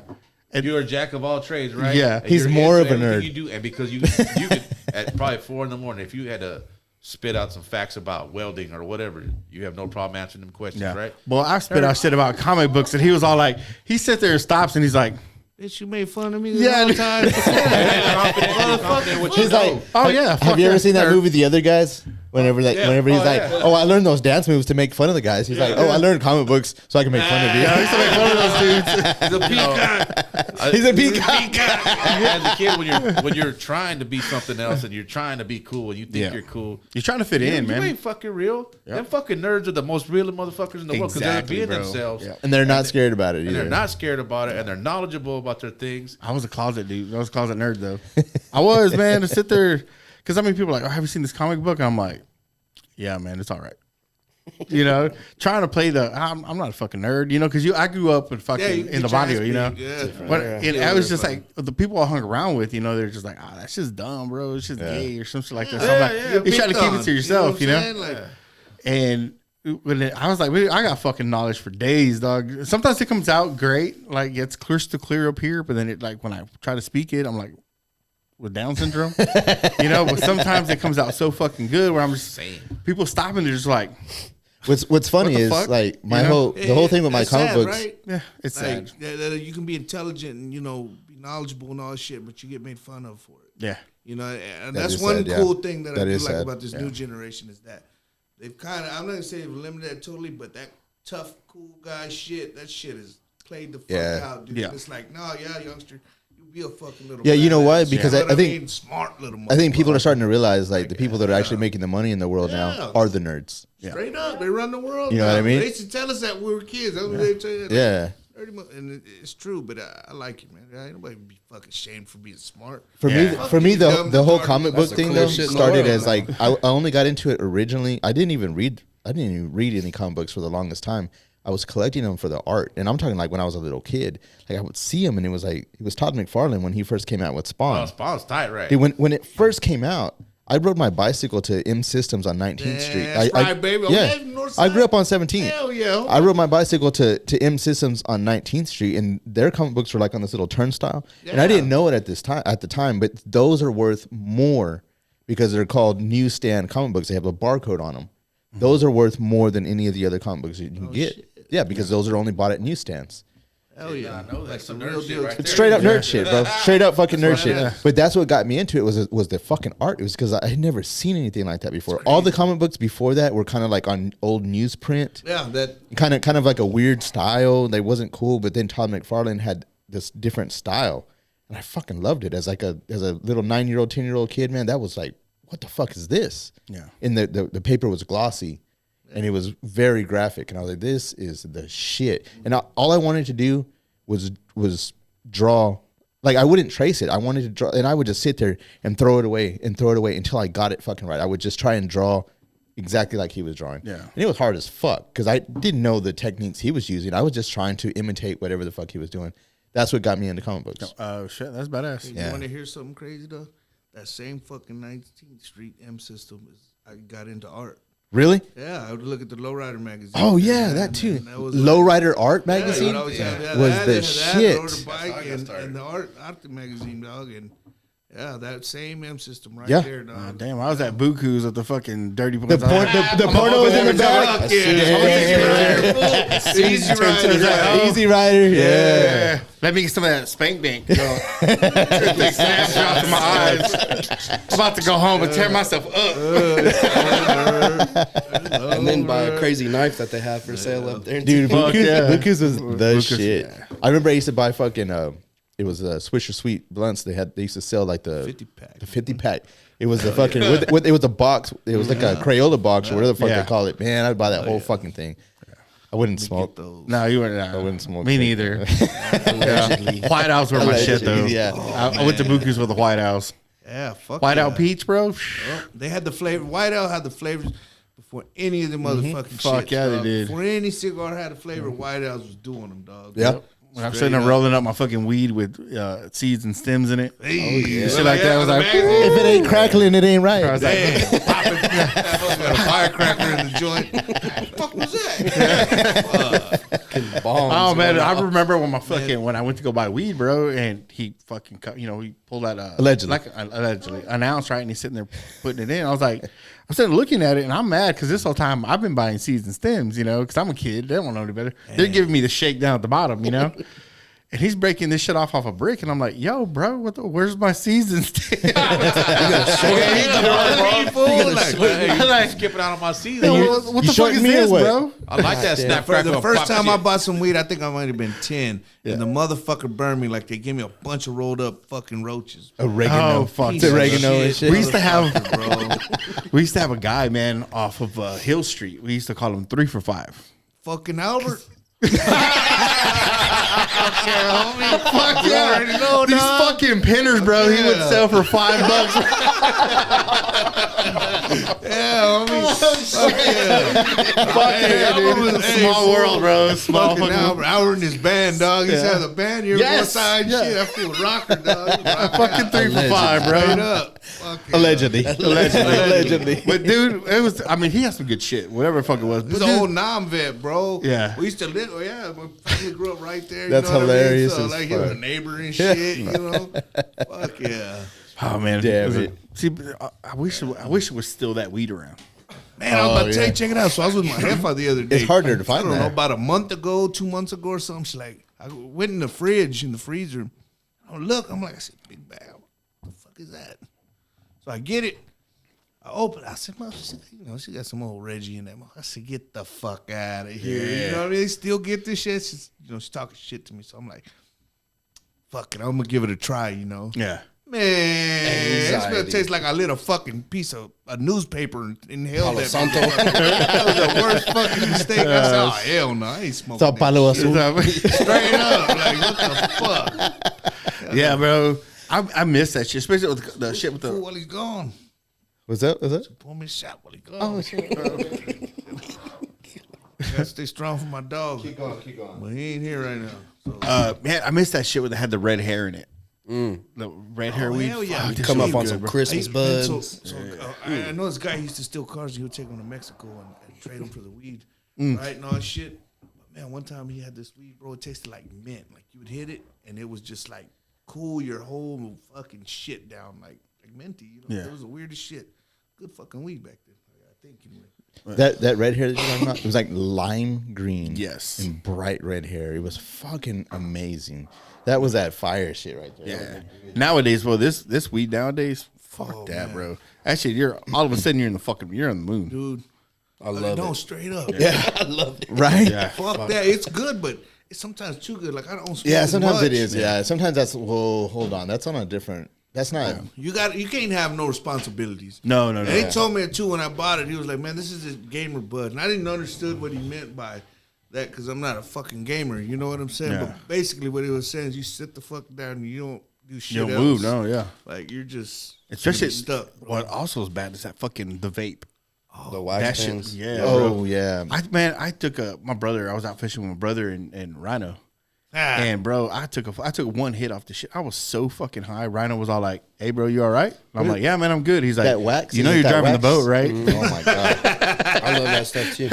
I was I'm a like, different I breed, came though. to. I was like, That's "Oh yeah, something man." else, though, bro. I That almost banked that bitch. You look, Yeah, like bro. fuck. He's like, "You all right?" And I was like, "Yeah, I'm good." And then, That's like pure THC. it was it was Virtually, it's horrible, like man. 90 some odd percent. The higher the percentage, that some people's eyes, the better. There was a video going around. I don't know if it was on YouTube or Instagram or TikTok, whatever, but it was this dude. He was like, "I'm about to take this to the head." And he had a fucking Glob. It was a big ass fucking glob of that shit. And he pours it on there and he fucking starts hitting it. and he starts coughing his ass off. He's got boogers coming out of fucking everywhere, out. bro. Oh, dude, he's just fucking Doesn't look appetizing. The- at all. and you know, the harder you cough or the more you cough, the higher higher you you're getting. I mean, this dude is fucking in outer space, bro. Like, god damn. Fuck that, bro. Allegedly. The first time I did a dab, I did it at Richard Stell's his opening party for his tattoo shop, and the homie gave me a dab. It was like, you gotta try this, dude. Dabs. Everybody's doing it. That's what I I'm was like, thinking. okay. Dabs. Peer pressure. Yeah. So I allegedly did this big ass dab, right? And then I was freaking out immediately. I was like, oh, no. Oh, yeah. What did I just do? And my friend's like, no, just listen to this. Listen. He put on some Paul Simon. Hey, Paul no Simon. turning Paul back. Simon either. music, right? He put on, Oh, yeah. Graceland. He said, just listen to this. I was like, Graceland. And I was singing along. you know Paul Simon is? Yeah. Graceland? You're in your head now. And then I'm just chilling, right? and then that fool Oliver Peck comes up, and if you know him, he talks a lot of shit on the TV show, but in real life, he talks 10 times more shit. He's crazy. And everybody told him that, oh man, don't fuck with him. He's dabbed out. He's like, what? He's dabbed out. And he grabbed me by my shoulder. He goes, dabbed out, motherfucker, dabbed out. I'm like, I'm freaking out crying. He just kept, dabbed out. I was like, He fucking took you from here to way up here and shit. I was calm. I'm like, all right, everything, I'm safe. I feel good. You know that when you feel safe, Mellow out, man. and then you got this crazy leprechaun motherfucker jumping in your dabbed out. I'm like, don't get the fuck out of here. So we went to Taco Cabana and I ordered like 400 beef and cheese. Fuck, passed out. Nah, man. I ain't never done no shit like this in my life. Exactly. Nah, that's straight up, bro. Dude, that shit's fucking hilarious when he's all like, man. Miss Labrador in here. And then he screams at him.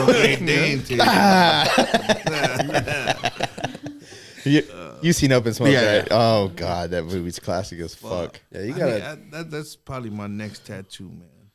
I When- want to give me a fucking Cheech and Chong. Cheech and Chong. Yeah. Make it that chick that does the fucking, she snorts the I was comment. like that.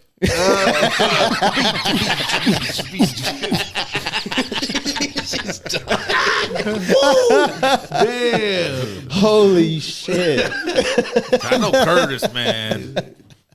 That shit would I be know your name was badass. Alex, man. Oh, shit. Oh, that was good. Hell yeah. God damn. No Curtis. This is fun, dude. It is, man. I'm having a good time. Hey, the crazy shit is we do this shit every day. That's our job. Man. That's badass, right? It is, man. It's yeah. so beautiful to be able to tattoo and Enjoy the people that you're around, too. Yes, like, that's- man, that's that's- fucking awesome, yes, dude. dude. That's it, man. That's one thing I miss, bro. I work alone. You know, I spend 90% of my day alone. I was checking out. Like, Yeah. I was out of nowhere, bro.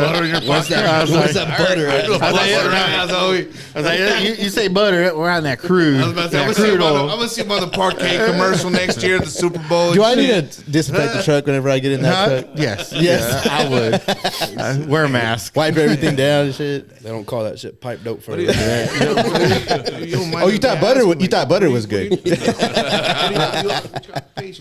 Well, I'm a contract pumper. All right. All So, right. You're a lease operator, man. Yeah, lease operator. way more Everybody than says bumper. all that shit, right? But the reality is, like, we don't know. He does because he worked out there. You know what I mean? More or less. But little bit. I always hear people talking about, yeah, I'm a pumper. I'm like, shit, Yeah. I'm a pumper too. Homie. So, yeah. So I'll pump that I'm gonna pussy, say I'll this: pump that pump it up, pump it up, Just pump his dick. You know what pump that pussy, pump that pussy. Yeah. The pumper thing, like, I take offense to it because Yeah. every time somebody says that I'm a pumper, oh, you got that easy job. I'm like, you know Yeah, what? but- Fuck you, because I'm not a pumper then. Because what I do isn't just with this little shit that you're thinking about. I said I do that little shit and a million other things on top of that shit. So, But they talk I've gotten shit more about it, to but like, at the you know, same I'm time, a they fucking wish they lease had that operator job. because I run the whole fucking lease.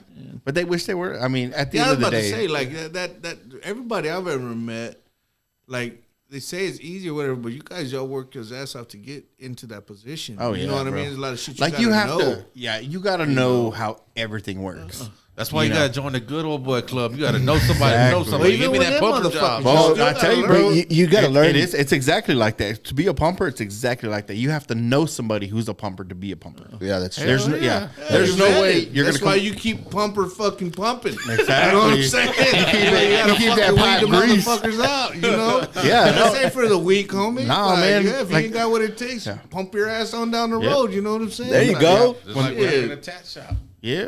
It's what it is. When the job's fucking done for you, I still got to come around and make sure everything's still working. Yeah.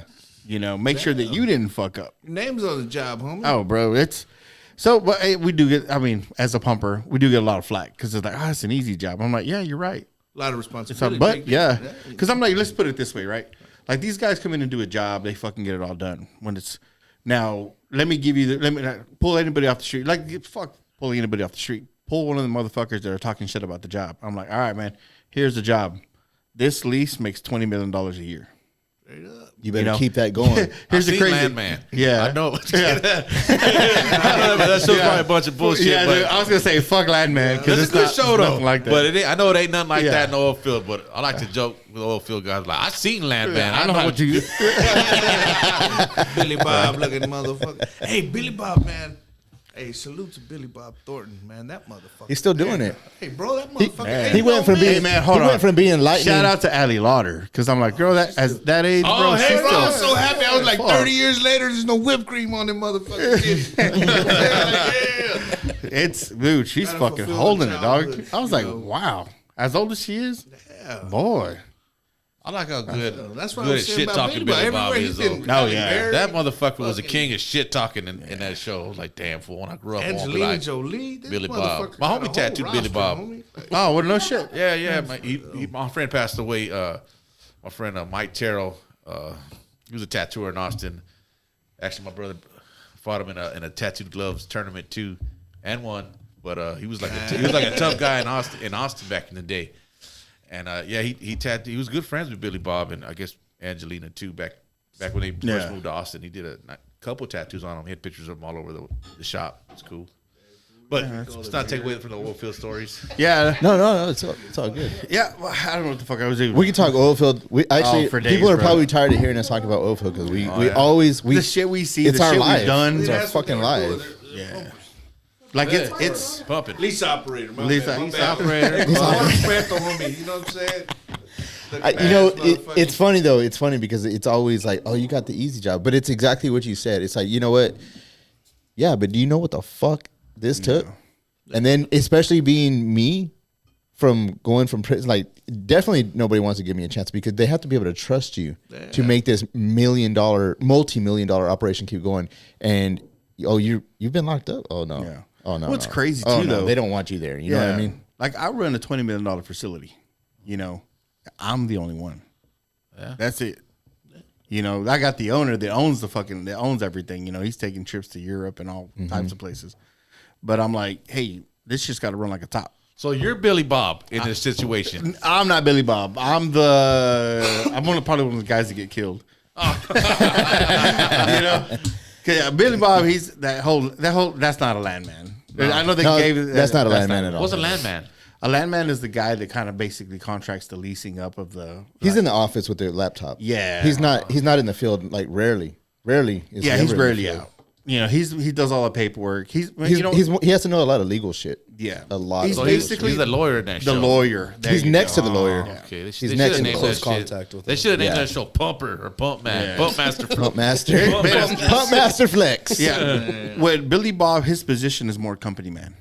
Okay. You know, that's can see that, pretty yeah. much there. Our company man. He's the voice of the company for the people that I are guess directly Landman under just him sounds in the cooler. operation. Yeah. kind of Do you thing. like the Yeah. show? No. You don't even like the show? Man, I think it's a good show. It's a good story. I guess it's kind of I don't know. similar to It started- tattooers with let tattoo me shows, see. you know, like you see After about the good fourth soap or fifth opera. episode, it turned into what I was hoping. All right, it turned into It's more of a soap opera now. All right, Yeah. good. Yeah. I was like, with the whole first like 3 episodes, bro. I'm just like, Like, just stay out the oil field and let's get into some weird drama. Get into some the fucking like, storyline, you know what I'm yeah, saying? get into some Yeah. dynasty type shit. You know, Yeah. remember back in the day that dynasty. When it first came out, we were talking about it, and I was like, man, you know that they're doing all this and drumming up extra drama when they don't have to drum up extra drama. Because if you really talk to somebody in the oil field, Jesus fucking Christ, Oh, there's drama. the already, drama bro. is already there.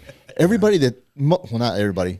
not nowadays, but coming up in our old school days, everybody that was in the oil field, it's because they had to be there. They didn't have a choice. Oh, yeah. They done fucked up somewhere else, and they didn't got a choice. I gotta. Like, where all I can got you to go oil to? field. Exactly how I Yeah. ended up. You know what I mean? I don't know nothing about the job, but I know about the drama. Yeah, Like, fuck, yeah. dude, it's drama, dog. Like, Yeah.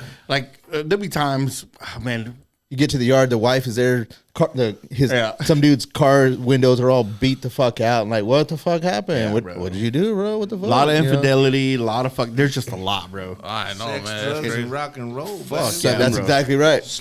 When you're slanging iron. Well, when you're paying, Slanging pipe out there, man. when you're paying a 21, 22-year-old, right, and he's walking out that bitch making $150,000, $200,000 a year. 22 years old, dog. I mean, He's gonna that fuck used that to be shit. a lot of money. He's gonna fuck that off. it though. used to be a lot of money back to be, then. yeah. I got friends now, man. They make $30,000, $40,000 a month. Oh, shit. Making stupid money. Yeah. Stupid fucking money.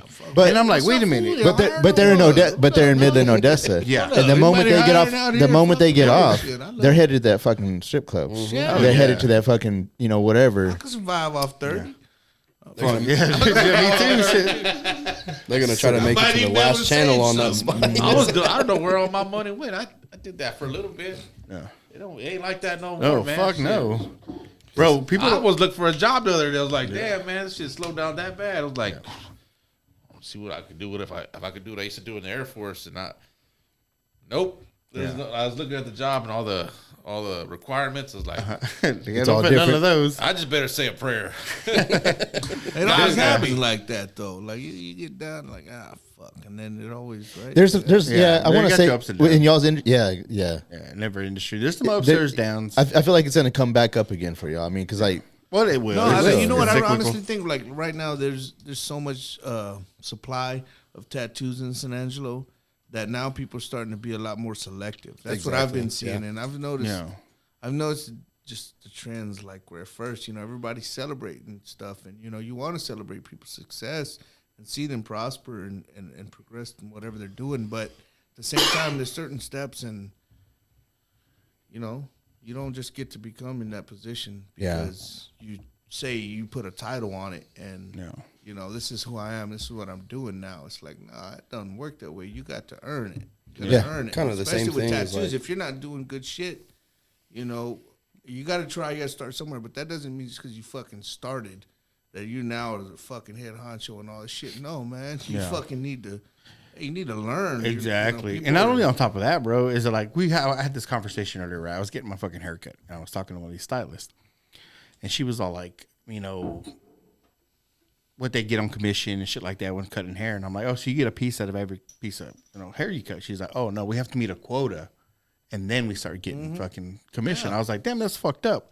But I'm like, hey, whatever, Corporate right? style ones, right? Yes, it's corporate style. Yeah. When I met some fools that tattooed in Vegas, like in the casino, it was like that. They had to make like $3,000 before they started making money. I was like, damn, I ain't never working in one of those. Yeah, because Good it's luck crazy. with that, buddy. But the overhead there. I mean, I can imagine, right? Yeah. It's Well, they not only on the cutting, right, and that's why they push like every time you get a haircut, they're like, "Hey, are we shampooing your hair? Would you like any product?" they're trying to upsell. Not only, but want fries with that shit. that's where their commission comes because they have to cap out here, the service, the shampooing, and the merchandise. And a tip, they got to put that $1 tip when you leave. They're gonna take your All credit I'm gonna card. say Take is your that- everything. that Starbucks.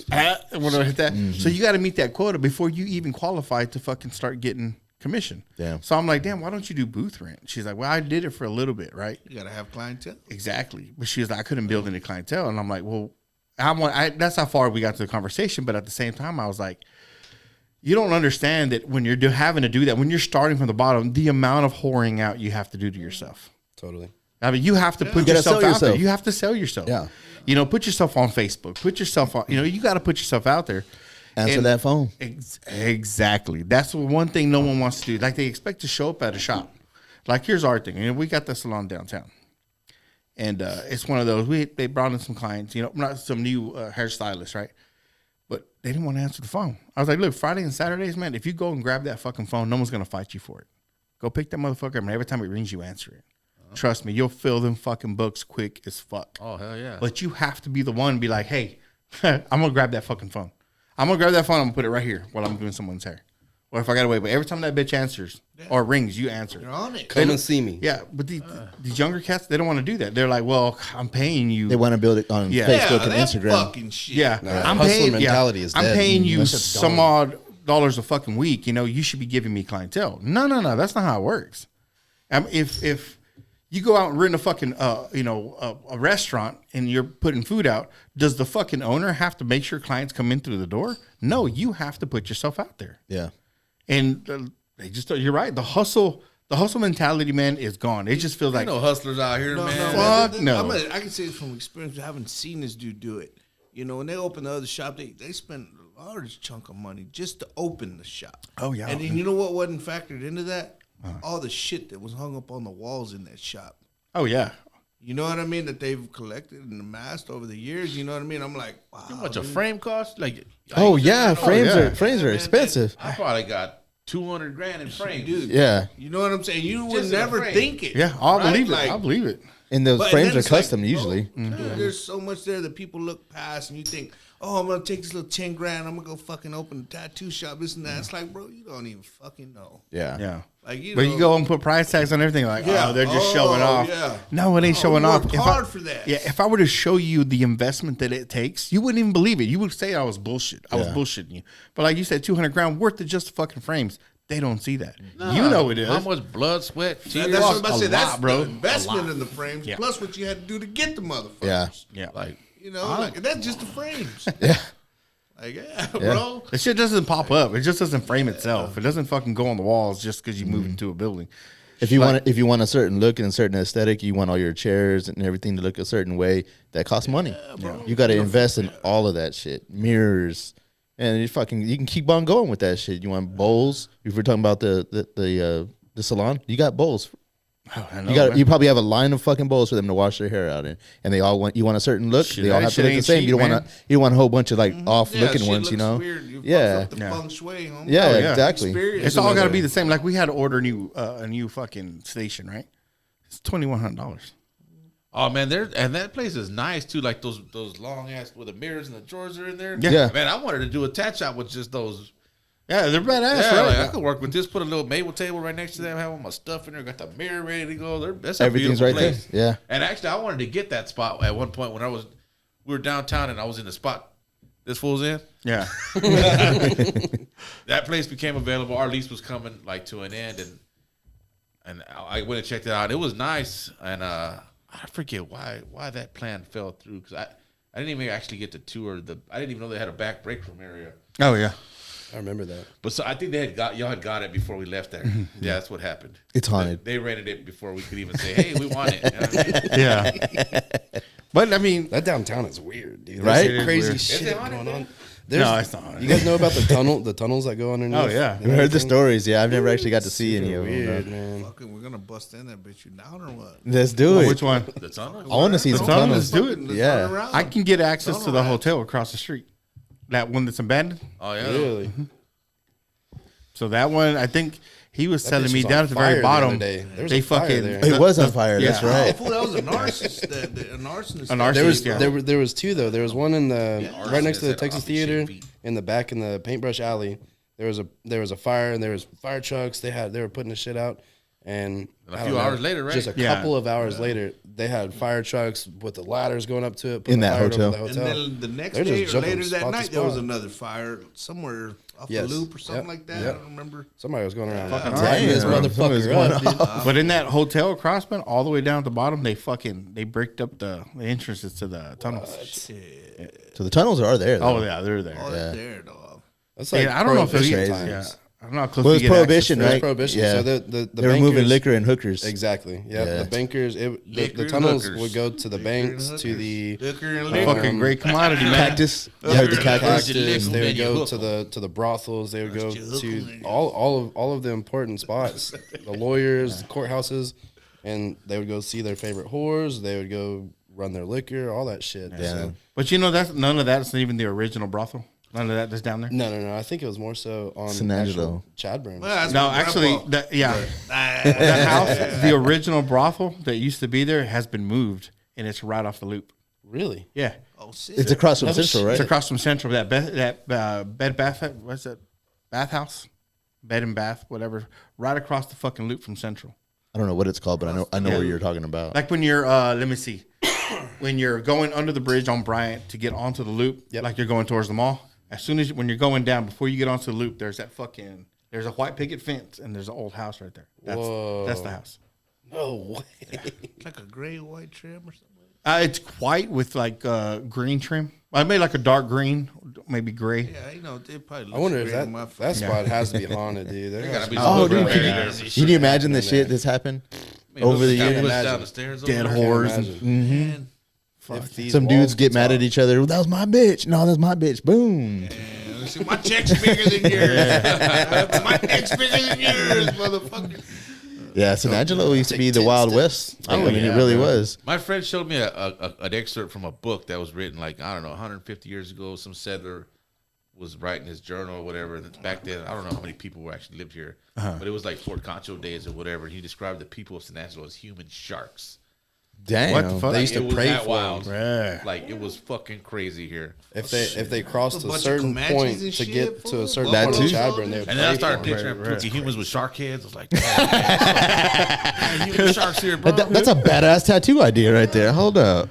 They do it. I'm I've seen with it. you. I've I seen love it. this You just see banner, like dog. like sharks with chick legs. Fuck yeah. What's that dude that used to be on the there's a fucking nerdy dude. He was always on the comic section of the newspaper. Is it Dexter? Not Dexter. Some little dweeby looking dude with like white shirt, brown. Oh, the comic. yeah. I know what you're talking about, but I don't know his name. Yeah, Darby. No, fuck. What the Something like that. Darby? Is it I know Darby? what you're talking about. Yeah. One of them, yeah. Okay, that They had the motherfucker wife right was there. always reading the newspaper He looked like and a shot yes. with the little. Yeah. Like Mike Yeah, Douglas from fuck. Falling That Down. bad dude with the fucking shark head. Yeah. Hell yeah. That'd be funny. I like that on my calf. That'd be badass. There you go. No, I'm just kidding. No, yeah, you need a tattoo.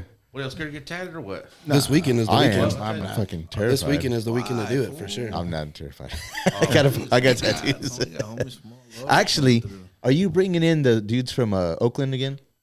Oh, you know Chash's stomach? Chash's stomach is Stash. Stash did this one for me. I've been trying to get back with Stash again so we can redo it. I mean, touch it up because he just did one pass. I want him to go back over it again. Nah, he's not coming this year. His birthday's like a couple of days later. He's turning 50. It was his birthday the day that he did this on me. Oh, yeah. Yeah. It was his birthday when he came. Yeah. Stash is cool. He was a That's cool my boy. motherfucker, yeah. I was just with him a couple weeks ago. It's tight. Yeah. That's a cool. I was tattooed in Oakland. It was Actually, my dog Burger. I wasn't even supposed to be Hey, tattooed. They gotta canceled my talk flight from Yeah. Sacramento, so I drove to Oakland with my buddy Chummy, and I ended up tattooing there all day and partying with Stash all night, straight to the airport. Damn. Yeah, that's badass. It was. God, man, I gotta get to tattooing, Tattoo bro. I get artist. to travel if I tattoo. Tattoo artists, man, they're like rock stars. Not my everybody. fucking Not life. everybody. Not all tattooers are like that. You know what I mean? Like I just want to travel. Shit, like I don't go anywhere. yeah. You could do that, right? Could you just be like a tattoo artist and you just do conventions? You can be. It's good. You just travel and just You hit better pray conventions? you make some money though. Shit. Yeah. Like it ain't like It's a gamble every time. it's a Yeah, gamble. for sure. You know what I'm saying? Yeah, I don't know, man. That's I'll be that one tattooer that fucks everybody up. I was like, You know what though? you're gonna fit right in, dog.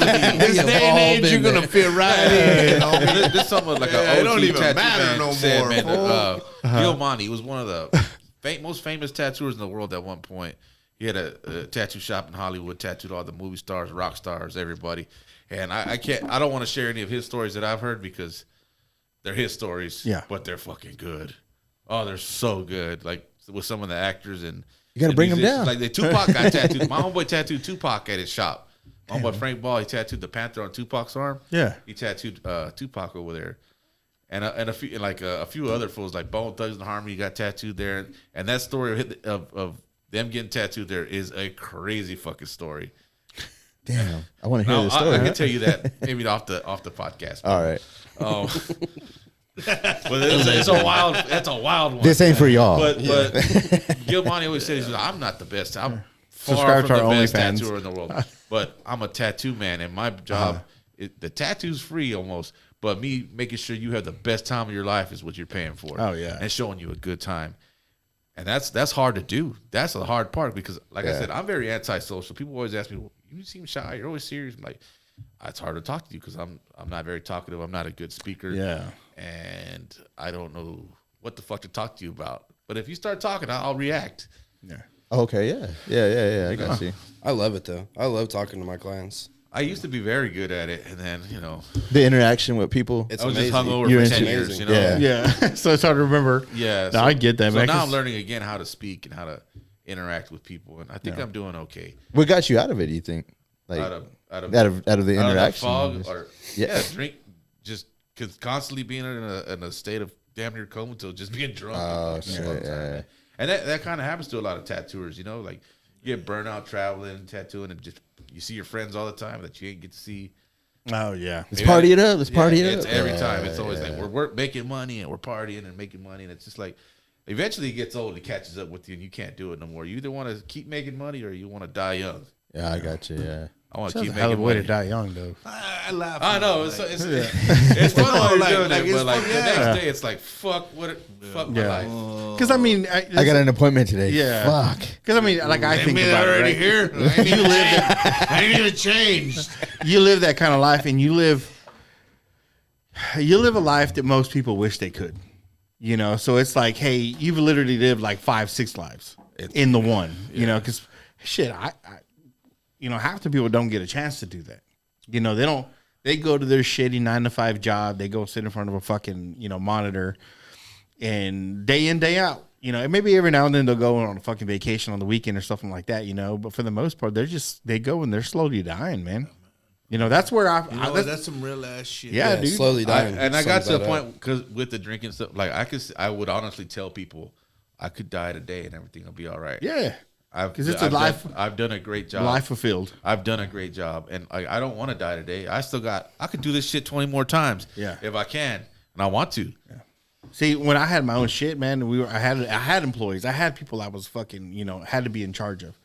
That was fulfilling, man. That was really fulfilling, and I kind of see that, where some people just want to fucking get the fuck out of this shitty job that you go home, you don't do anything, you go to bed and then you just routine shit. Get out of work, get something to eat, go to sleep, repeat, and it's just repeat. Oh, it happens like that over Repeat. here too. You know what I mean? Like you see so many fucking people that do shit that ain't got no fucking life outside of tattooing. I don't You know what I mean? No, I think that's all of us I'm sitting here talking about, but in so many other people. But the difference is like, man, dude, I've got to live, man. Yeah. Hey, I'm telling you, I was in prison all them years, bro, and I motherfucking don't give a shit. Yeah, You got some catching up to man, do. I got vision We board. just I went got to LA a so couple much. weeks ago. You know what I mean? And thanks to this man, his brother, and the stuff they've done, and thank you guys, man, for including me. But man, yeah, bro, I've got to go all over, from Hawaii to New York and everything in between. I mean, I remember one day I was smoking a joint with Paul Booth. Check this shit out, and 20 minutes later, I'm at having a lunch with Ami James. That's badass. You know what I mean? And not like all these people, but it's just like me, Ami, and the homie, Uncle Al. Yeah, it's me, it's Uncle Al, there's Ami, we're having fucking lunch, and it's like, damn, dude, I was just in prison for all these years, and here I am with... On the fast track. That's what it feels like, not right? even the faster, like even now, they probably don't remember this shit. I do, though, because, there's people I looked up to and all that stuff, but in my head, it's like, you know what? You may not remember me right now, but I'm going to fucking get good at this shit. Yeah. And I'm going to get so fucking good one day, you're going to be like, damn, I remember fucking having lunch with Steve that one time. That's that little fat motherfucker right there. You know what I mean? Like, because, it's like, it's a trip. Like you say, most people, you go to work, get something to eat, go home, go to sleep, wake up and do it again. Y'all know who Ami James is too, right? I know who Ami He James started is. Miami. Yeah, but the guy that used to work there, he used to always have the hat on. I can't remember his name. Morgan Pennypacker? No, he was like the guy that kind of taught Ami James how to fucking tattoo. What the fuck That was is- Tattoo Lou. He died. Okay. What the fuck is his name? He was like the best artist. Garver. Chris Garver. Yeah. So And Chris Garver, my hump. dude, Check this out. I don't know what it is, but He's the best. He's my favorite Everything tattooer in the yes, world. yes, everything he puts out, I'm like, man, that's badass. And I can almost tell when I see something that he's done, oh, that's a Chris Garver tat. Like, dude, he's fucking. Yeah, it's impeccable. He's the fucking best. And we badass. I went and worked with Chris Garver. Was it last year? Last April. I got to go there and make tattoos at his shop with him. And He just made a post about he's you. way I gave him an original painting recently, and he made a post. That dude is fucking Yeah, he's the awesome. best. Yeah, bro. Yeah. Like, Awesome, But man. I every Hell yeah. tattooer that I've ever wanted to work with and I've looked up to, like I said, I've become tight bros with them and friends with them, and they've accepted me, and because like I met this guy on the West Coast, and there's this other famous tattooer that I met on the East Coast. Because of this convention, and I bring them all here. Now this guy knows this guy, and I've created this huge network. Yeah. So a lot of these famous tattooers didn't know these famous tattooers. They knew of them, just like I knew of them through magazines and stuff. And I've created this network where now everybody's like together, Connected. everybody's friends. So now this tattoo convention happens here. Another one was a big one was born in Sacramento, Yeah. and now because of all the people that he met at my show, they all go to his show, and another one like in Italy, and so much and so forth. And That is badass, dude. That's the thing about I'm the able West to walk Texas through show. all these different circles. Yeah. Like I was labeled as a traditional tattooer, but now I could walk in the black and gray world. Oh hell You know yeah, what I mean? From the fine line realistic stuff to like the gangster shit. yeah. Yeah. I could walk anywhere with anyone. That's badass, That dude. is badass. That's a hell of a fucking reputation. Yeah. Yeah, straight up. That's the thing about the West Texas show. People don't know like the quality of names that are coming here, and what we were kind of talking about earlier, like the underground societies and in you know different sections of life and different career lines. You know, in comic books, it might be Alex Ross. That's the best comic book artist, or to some people, it's all a perspective. But and the quality of people that come to the West Texas show is mind blowing. It's insane the quality of stuff that people bring, and it's what these guys have brought to San Angelo. Just touching back on that subject, like the opportunities for all the local artists to come and check out, or anybody in surrounding areas to come and check out. It's next to none. You can't go anywhere in this area, and there's definitely other tattoo conventions that happen around the area, but those are thrown by promoters. They're not tattooers. They don't, or it might be tattooers that just let whoever, if you want to try and pick up tattooing, you can go and tattoo at this show. But this one is an invite only. It's special. It's so special. And that's cool. yeah, Yeah. it's cool. I feel like people don't understand it because it's just a thing that happens. It's tattooing Well, and stuff. people from San Angelo, they're like so used to it already. No, it's You know what San I mean? Angelo's like a little country ass town. It's a little diamond in the rough, but they don't. Most definitely. But Yeah. it's so small, and we're all older, so we know how small it was, and now it's advanced, it's getting bigger, what Yeah. I mean, if you will. Yeah. But it's also, from my understanding, I don't know, fact check me on this, you can if you want, but it's the biggest town in the country without an interstate, from my understanding. Yes, it Yes. is. It is. And- Yeah. To say that is like it's like right on the cusp of being, you know what I mean? Yeah. But it still ain't. And my point is that there's so much talent these dudes bring over here, and like you were saying, the way that they've weaved that network is a trip, because you would never expect people from around the world to know about San Angelo, Why would Texas. why would Oliver Peck And from keep San Angelo? Why would coming back. Why would half these artists that They're come glad here? to come back. Yeah, They and that's what's kinda- badass. think Is they about want that. to come Yeah. here. So It's Oliver- an invite, and they show up. Yep. You know how I met Oliver through. I'd already been tattooing for a while, but like Steve, he came to me later on. He'd already been tattooing. He came to me and asked for me to mentor him. Oliver Peck had a partner. His name was Dean Williams, and he was the part owner of Elm Street Tattoo, and he's originally from Midland, Odessa. And Homie. Yeah. that's my everything. He Yeah. passed away. God bless his soul. And they were partners. And Oliver Peck used to be married to Kat Von D, so he was back and forth to Miami all the time with her and stuff. I met Dean at the San Antonio convention in 2005 or 6, and he was in the booth next to us with Kat. And he was the best tattooer there. He smokes Kat. He's the best. Yeah. But nobody could fucking see his work or pay attention to him because everybody was there to see Kat. Shit. So nobody even looked at him. You got overshadowed. So me and Aubrey just bullshitted with them all weekend, and then my brother got tattooed by him, and I was like, man, I wanted to get tattooed by him. He's like, well, just come see me at the shop, come work, stay at my house or whatever. I was like, for real?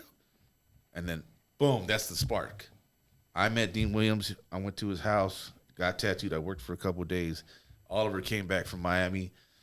And right off the bat, we went to the movies. We went and saw Talladega Nights. Yeah, shit. First meeting with him, and then I'm like listening to him in the car in the back seat, and they're talking about all this crazy shit that's happening on the TV show in Miami, all the shit that's behind the scenes, him and his ex-wife, or the shit that's going on with his wife at that time. And then I'm just listening, like, just soaking it up, like, what the fuck, you know? Yeah. With Oliver Boom, and shit. boom. Now, I'm getting the Oliver- insider before Oliver was anybody already- does. Yeah. And he was already kind of like famous in the tattoo world at the time. Like, the world didn't really know too much about him, but if you're a tattooer, you know who the fuck Oliver Yeah. was. And we go to the fucking movies and go see Talladega Nights, and like, he's a cartoon. This motherfucker is He is, legit dog. cartoon. He's loud as fuck and he's funny. And then He's laughing his ass off. Being loud. It's like, I'm in that room. You laughing and you're like, this motherfucker's like, like I said, he's damned out motherfucker in my ear. This motherfucker's laughing, popcorn's flying everywhere. I'm so you embarrassed. remind I'm me like, of Yosemite what the Sam, fuck? dog. I'm sorry, but This motherfucker's crazy. I just met him. He got naked on the stage at the convention. I think one of the first years. He got naked on the stage in front of everybody. Damn. He's a crazy. He was he'll down say for something. it. Oh, he is, Doesn't matter if dog. it offends you. That's the He's crazy the most shit, raw and real like- person I know. straight up. But he's respectable because he's real. And I respect him man. for that. Sometimes he says some crazy shit like I believe in God. I believe in He's got an argument, dog. Anytime that man says something He'll debate from my you. notice, Yeah. he'll have a civil conversation with you and present his points of views. You know what I'm saying? And his argument, so to speak, like it comes off like that. But I respect it because of that. Because it's like, hold up, you're not just somebody saying crazy shit. You're standing on what you're talking about. You believe in. You know why you believe in it. Yeah. Why you stand on it. And for that, I can respect. So you. You're not what's his view on it? You know what? Oh yeah, That's for him. No, Okay. I'm yeah, just saying that's as far not as me. his character. But you know who what? he is, I'm like- just talking about his character. He's just wild. Yeah, and he yeah. don't give a fuck if it offends you. He's gonna say what he fucking believes in. Oh, okay, I got you. And for the most part, I know that dude to be a good man, a Yeah. good person. Great dude. He's just gonna say some shit that you're like, You may not like that it, was- you may not agree yeah. with it, you Yeah. may be dumbfounded by it, but that's what I mean by that. Yeah, Hey, but if you with- inquire, whatever, he can. I'd prefer that over anything because I got people in my life that I totally disagree with, you know, on views. But dude, they're cool as fuck. Yeah. And we can sit there and have a conversation. Fuck, we Those go. are We actually can the go to coolest dinner. people. Right yeah, there, yeah. because I'm like, look, Don't agree so- with me yeah. on everything, So we please. don't have the same view, Yeah. but you're not going to sit there and try to change my mind. I'm sure shit not going to change yours. You got your standards. Yeah, we, like yeah. that fool didn't need no damn TV That's a show to beautiful become thing who about he this is. fucking- Oh yeah, He didn't need the TV he was all show. personality. His own He- The personality. TV show needed him. Yeah, they needed him. Probably, yeah. Yeah. Yeah, like- He's the character. And it's funny because a lot of people that don't know him, they just know what you know, hear rumors or hear shit, and they judge people off of that, and they try to bring him down and bring his name down. But And that's the part that I hate, man. I hate That's- fucking rumors because look, That's I- social media, though. Yeah, That's it's not even social media, bro. okay, It's the like- people here. Because I mean, cheese muscles, I can man. go back to this story. My first meeting with him. I was presented. Yeah. Okay, I'm gonna get in there. Hold on. cousin, but I already wasn't. Where's my cigar at? I need a cigar here. We're gonna let the alcohol talk on this one. No, we used to. Not here though. Yeah. Yeah. It's a cigar up, man. Oh yeah, fuck yeah, we did. When I first met him, man, I was presented with some views about him that I didn't talk to him for the first. I've been married to his cousin for since 2020. I mean 2005. Better get it right. 20 years. Better get it right. So, 20 years, right? Yes. We go ahead that far. We go ahead that far. For the first 5 years, maybe. Yeah, we didn't talk. We didn't talk because I was presented. I had a view about him without ever knowing him, Yeah. and that was a view that was put by other people to me about him. Yeah. You know, and then I was just like, all We're right, influenced. there you go. Yeah. And it's like, all of a sudden, you know, I guess you went to work for my dad just when I first really met him, and then he came to work for me, and I'm like, fuck, he's not. And Yeah, hold up. it changed my entire perspective of how I see people. Then made you think twice about the motherfuckers that told you Exactly, shit, bro. right? Like, hold Exactly. up. Because I'm like, What's wait a your minute, agenda, man, bro. Like, I was like, I don't give a fuck who it is, right? I have the perspective of like, I'm gonna find out who you are, regardless of what anybody says. Like I can have somebody sitting in that chair that all three of you completely disagree with, and I'm like, well, I want to hear that for myself. I want to take that view for myself. for you know- me personally, I always look at the person's friends. Exactly. And I'll look back and I'll say, how long have y'all been? Like, I got friends, man, from kindergarten I can show you. And we're Yeah. still, Yeah. you know, we don't kick it every day. None of that shit, but that's my dog right there. You know, I will say this a little bit. I mean, like as far as what the people that I know that told you what they told you, I know the reason why. And then at that time, I was walking the wild side. You know, they were a little bit right, but they weren't. But they shouldn't have taken it upon themselves to tell you that because it gave you automatically took this sidestep Like, Yes. shit, yeah, he's bad. He's bad news. We don't want to fucking talk to him at Bad. all. But that Stay is- away yeah. from him. Yeah. It's just like I don't but want to involve myself. I was walking the wild side, so I kind of like, they weren't completely wrong, but they were out of line as far as trying to present to you who I was before I could actually present to you who I was. You know what I mean? So, But then again, though, back then, you probably were exactly what I thought you were. probably. Where I'm just like, oh, okay. It wasn't until later if I was like, oh, fuck. He just had a rough time. That was that year. Yeah, that was that year. was that year, yeah. Exactly. Yeah, that was that Like I told you, everybody wakes up in a different mood. You're not the same person you were last year. We can't change our past, but No. we can change our future. That's Exactly. right. You know what That's I mean? right. So, I mean, fuck, look at us right. now, dude. We started a fucking podcast, you know. Who would have thought me and him yeah. would even get No, close like this? Like, I this bet- is, I probably talked to him just as much as I talked to my wife. Yeah. We sleep together. No, I'm just kidding. We be sleeping. We all sleep together. We all sleep together. He's like, you got a room with one king bed? That's all they had on this floor. Hey, we done it. We all done it. I woke up with. We done got each other sick. All kinds of shit. We've been through it all, man. So it was that. We've almost killed each other in our sleep too, because we all snore pretty bad.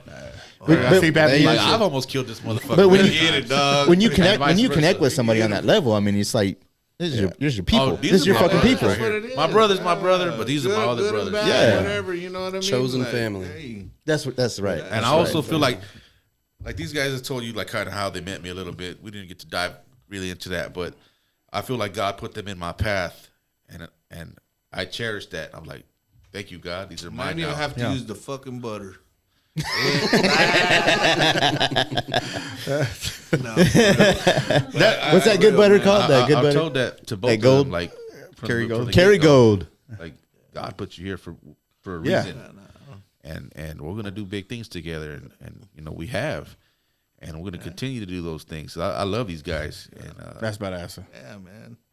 I've loved everybody that's ever worked for me. Yeah. Yeah. Whether they fell out of love with me or not, you know what I mean. I've always had love for every single person that's come into my life and worked for me. And sometimes they grow and they have to move on, or sometimes the alcohol might have got the best of me, and I said some things that I don't remember. I don't remember that guy, Yeah. but I'm sorry. That's I a did different it. you, But yeah. I'm sorry Yeah. I did that to you, and I hope one day you can forgive me. I forgave myself. Yeah. I'm gonna move on. Yeah, Damn, that's good. Keep pushing. that's big of you. Hey, how That's many big of you to fucking recognize that. teeth does Oh, this man, I skull was- have, bro? You know what I mean? Chingles, bro. Yeah. Chingles. a piece He's of from shit. Cozumel, dog.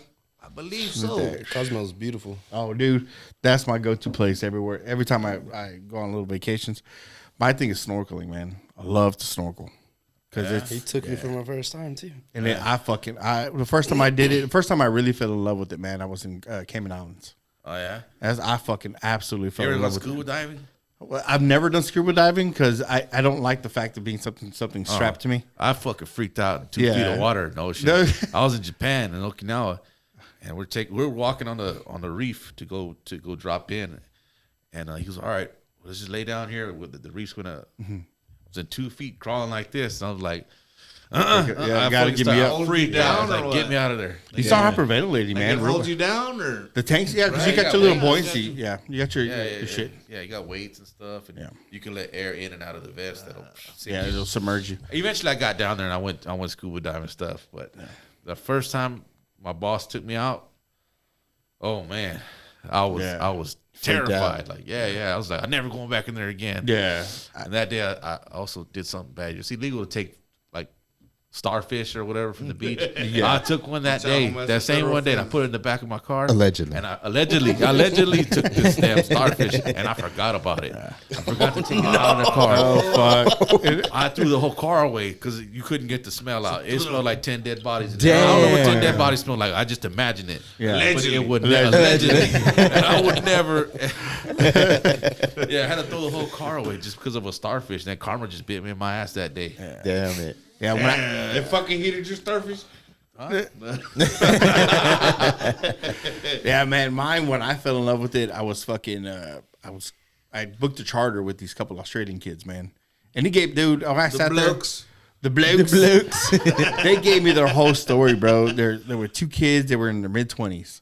They had bought a boat, man, in South America. They were from Australia. And they saved their money doing odd jobs to fly themselves to South America. enough. They saved enough money to fuel up their boat, and make it all the way up. Damn. To get to Cayman Islands. Once they got to the Cayman Islands, And load the weed. yeah, probably.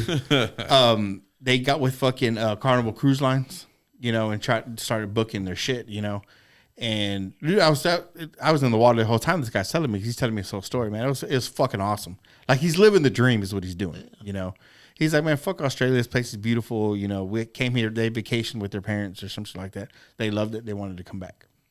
So they gave this whole fucking story, dude. And it was fucking great. So I'm like, man, I'm sitting there on top with everybody else, up on top of the water. And I'm like, I see this dude. He's like, I was like, man, what's that shit down at the very bottom? We're probably fucking 40 foot deep in water, And I'm up on top. He's like, I don't know. I'm going to go check it out. I was like, check it out. He fucking dives like that. And I see him go all the way down like that. And he goes down and he kind of, I guess he picks up, it was like some shiny shit, I guess was thrown off from a boat or something. And I see him go down like that, and he kind of just goes off in the distance, and he comes back up like that, and he's kind of back towards me. He's like, oh, it was just some fucking debris, boss, or some shit like that, And I was like, badass, man. I was like, how the fuck did you do that? That'd be crazy. He was like, no, those are sharks. Go. Which is crazy, because the second place that he took us, it was dropped off. There were sharks swimming down at the bottom. That freaks me out. Yeah. Terrified. I had a knife. Okay, I went scuba diving. When I finally got to go in the water, okay, I bought this badass scuba knife, right? It's badass. You wear it on your side. I'm like, hell yeah, I got gear. I'm tactical now. We went down about 60 feet. We're along the reef, so there's all kinds of beautiful wildlife popping. Eels popping out, octopuses. Then I turn this way, and then it drops down. Like, you ain't see the bottom. You don't see the bottom. 200 feet, whatever. And there's this coming at me as a fucking snake. It was a black and white.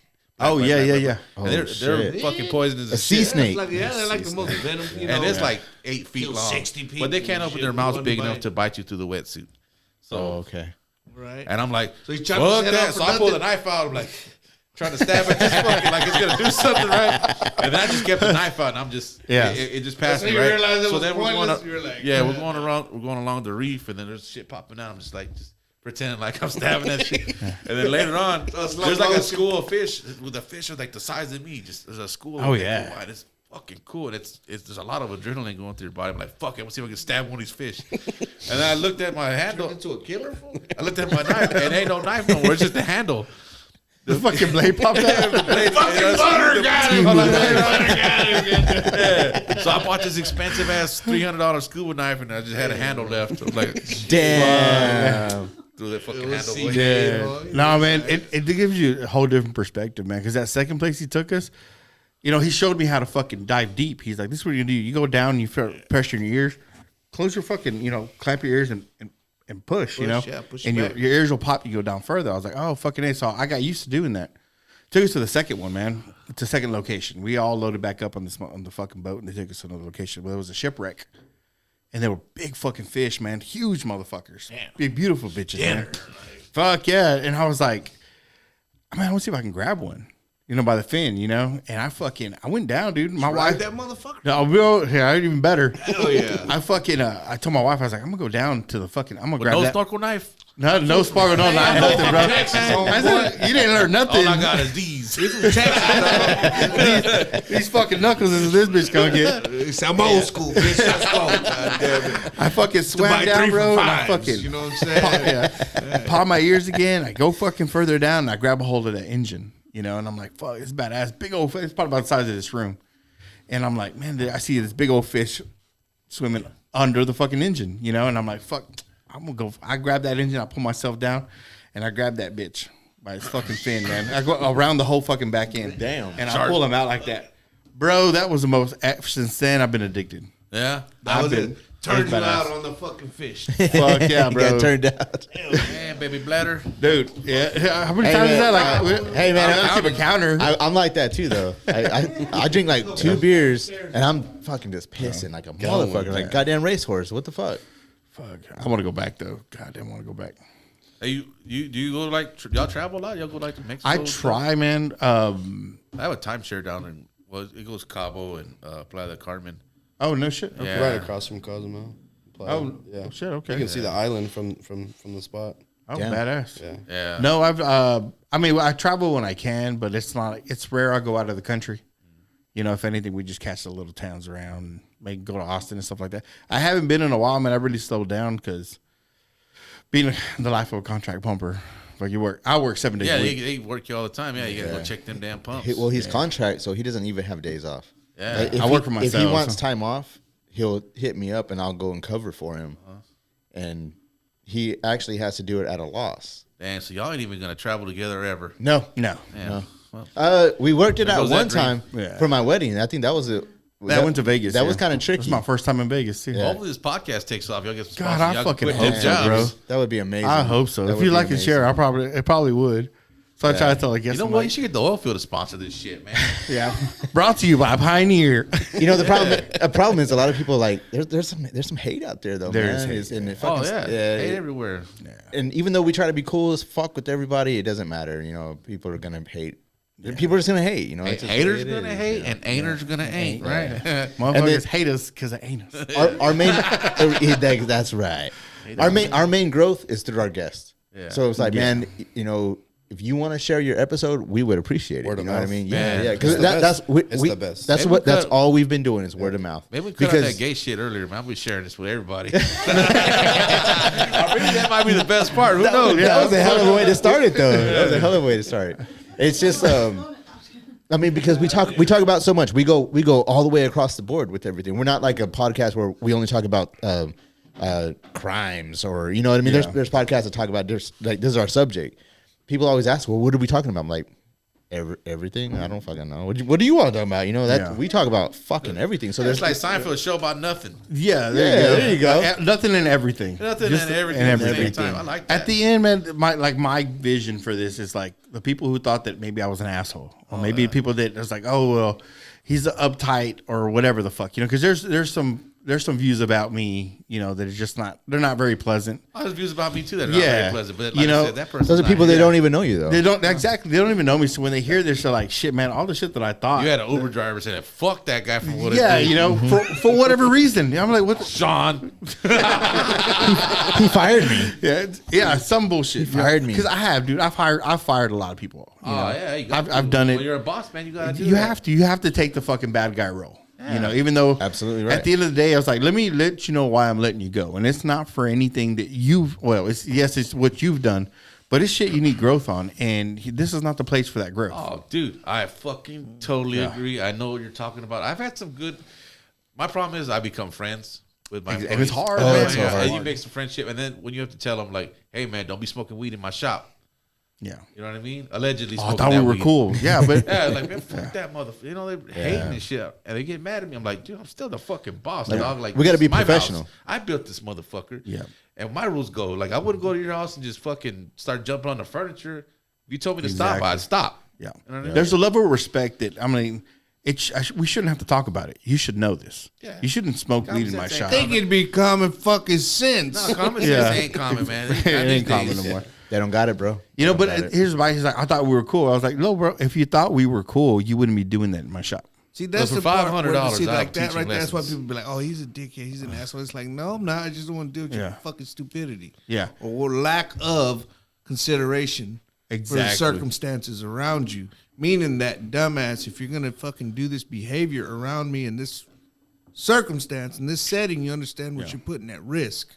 Therefore, don't do that. Exactly. And when I tell you this shit, you don't want to listen. It makes me become an asshole because of your closed-mindedness. Yeah. My biggest thing, man. Have you ever taken a leadership class? Because that's what they fucking taught us to tell people. Like, all right, like, I had to take these leadership classes when you become different levels in the rig, you know, and it's like, okay, well, you can't just tell them you're fucking up. You got to be like, all right, man, you got to build them up. You got to tell them everything that they're doing so good. compliment sandwich? Yeah. Oh God. You got to build them up. That's why And y'all then- gotta have so much Oh, I insurance now. fucking hate. Oh, I hated it. I was like, what? Wait, because I came out old school Let me lie where to we you got a to little cuss bit. at motherfuckers and be like, I'm gonna fucking tell you exactly what the fuck I think about you. Like, no, it ain't like that no more, man. You People don't gotta got tough skin anymore. no. They don't You got gotta tough burp them, bro. You gotta burp them. You gotta burp them. That's right. skin. There's a Yeah. difference between people not having common sense and the lacking of respect for other people around them. You know, like That's a have big a thing. The little lack of bit of respect respect. and the sense of entitlement. Because just because you think you're at the shop or you pay me a certain amount, do you think you're entitled to a certain type of fucking, you know, you're entitled to certain shit in my shop. you know, or you're entitled to certain shit at the job that you're at. Yeah. You think you're entitled to it. No, you're not entitled to it. And you're not entitled to shit, actually. Yeah. You know, we're here, be professional. If you wouldn't do it in front of your fucking mom, why would you think it'd be cool to do it in front of me? You know, you wouldn't do it at another business. Like we all have, like I say, we have these two types of voices. We have our homie voice where we sit there and talk to our boys, and we have this inner voice. This interview voice is what I call it. Yeah. I'm like, because you wouldn't talk like that when you're sitting there talking, and when you're trying to network with somebody. Yeah. You know, there's a level that you want to be at now. Exactly. We're talking about business now. You know, and we've had some shit where I'm just like, I'm talking to a client, and I got this fucking hand that comes up. He's like, what the fuck we talking about? I was like, first of all, who the fuck? We weren't talking to you. Yeah, we weren't talking to you. Say, excuse me, motherfucker. Yeah, bro. And I got to pull it on the side. I was like, look, man, I don't know we're cool, but who the fuck you think you are talking like that to me in front of one of my clients or talking to my client that way? Mm-hmm. There's a level of fucking respect that you should have towards me. You shouldn't be talking to my fucking clients this way. You know, and it's like, well, what are we doing? I was like, first of all, it's none of your fucking business, bitch. I don't know when to sign your paycheck. That's right. Get the fucking stepping. That's man. right. That's right, buddy. That's right. No, man, it's just you're right. Common sense ain't common no more, and I don't know. We need to go back to bullying. No, man, it's not even the bullying. It's the ass whooping. That made people grow the fuck up. The ass whooping. You know what I'm saying? Therefore, you become bullied because you didn't get your ass fucked up at the house. Yeah. So that you knew when somebody bullied you, you stood up for yourself. And you took that out the household. Now you get bullied. You see? Yeah, the fucking flow there. Like, come on, beat that kid's ass. What the fuck's wrong with you? Yeah, as soon as you have to deliver some kind of discipline, like you're the bully. And it's like, I'm the owner. Yeah. Not the bully, motherfucker. Yeah. And by beat that ass, I mean like spank him and discipline, not like. Oh, then you found it like 2 Live Crew. But even that, I was just like, But even that is like, we're adults. We're fucking adults. I shouldn't have to tell you. See, this. That's the thing, though. That's what's so fucked up about it. Is yes, we're adults. You shouldn't have to fucking tell these motherfuckers how to fucking conduct themselves. Like if I would, that's the fucking problem. Why are you having to fucking raise fucking dudes? Like grown ass dudes, we're out here doing a job, but you're having to raise these motherfuckers. That shit used to piss me the fuck off. Like I had to teach you how to fucking act out here. I had to teach you how to fucking act. Like that makes no. The amount of times that I have to take a grown ass man and sit there and explain to him, look, you wouldn't do that to and you. If I were to do that to you, it would piss you off.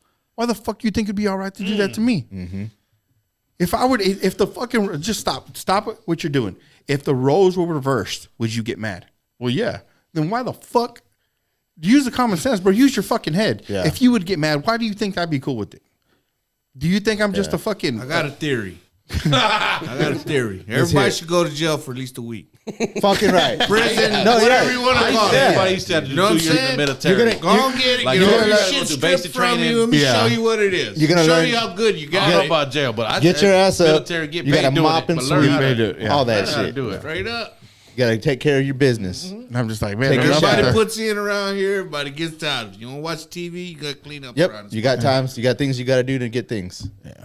Fucking right. I don't mean that from a socialist point of view either. Goddamn. Yeah. Start overthinking. But you know what? I'm just saying. No, you know what? It's structure. It's motherfuckers that lack structure. And that's what it is. It's motherfuckers that lack structure. And that's what it is. Like even like with the you're talking about jail.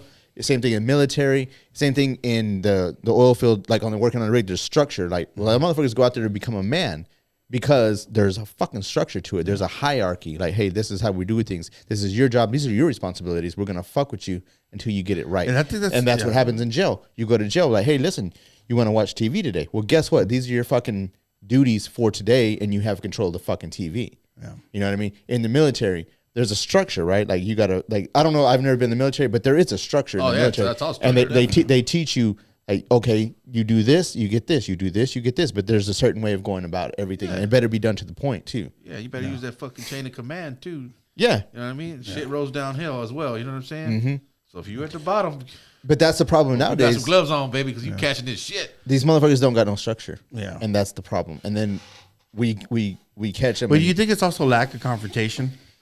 Because like for sure. Like when you go out and take a job, let's say because motherfuckers need to ask me sometimes. Exactly. If you go out and fuck up, back when I grew up in the fucking oil field, you're getting your ass whooped. You got to get humbled. Yeah, you're gonna get humbled real fucking quick. And it's like, oh, you know what? I can't. There's a line that got drawn. Now I can't cross that. And, you know, also too, like you being the boss, right? And you're sometimes you get to be friends with these guys, and they see how you get to interact and live your life, and maybe you have a lot less rules than they do. Yeah. And they see that and they want to emulate that and they want to copy. Well, you get to do all. Well, motherfucker, I'm the boss and I paid the fucking paid the way here, man. Like I paid my dues.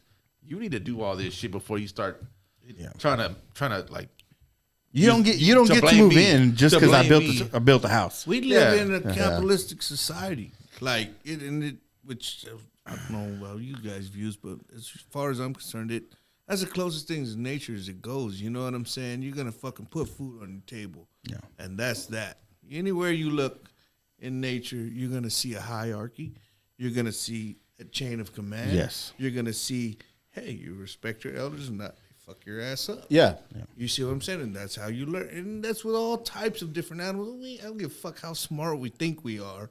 Fact of the matter is, we don't know shit.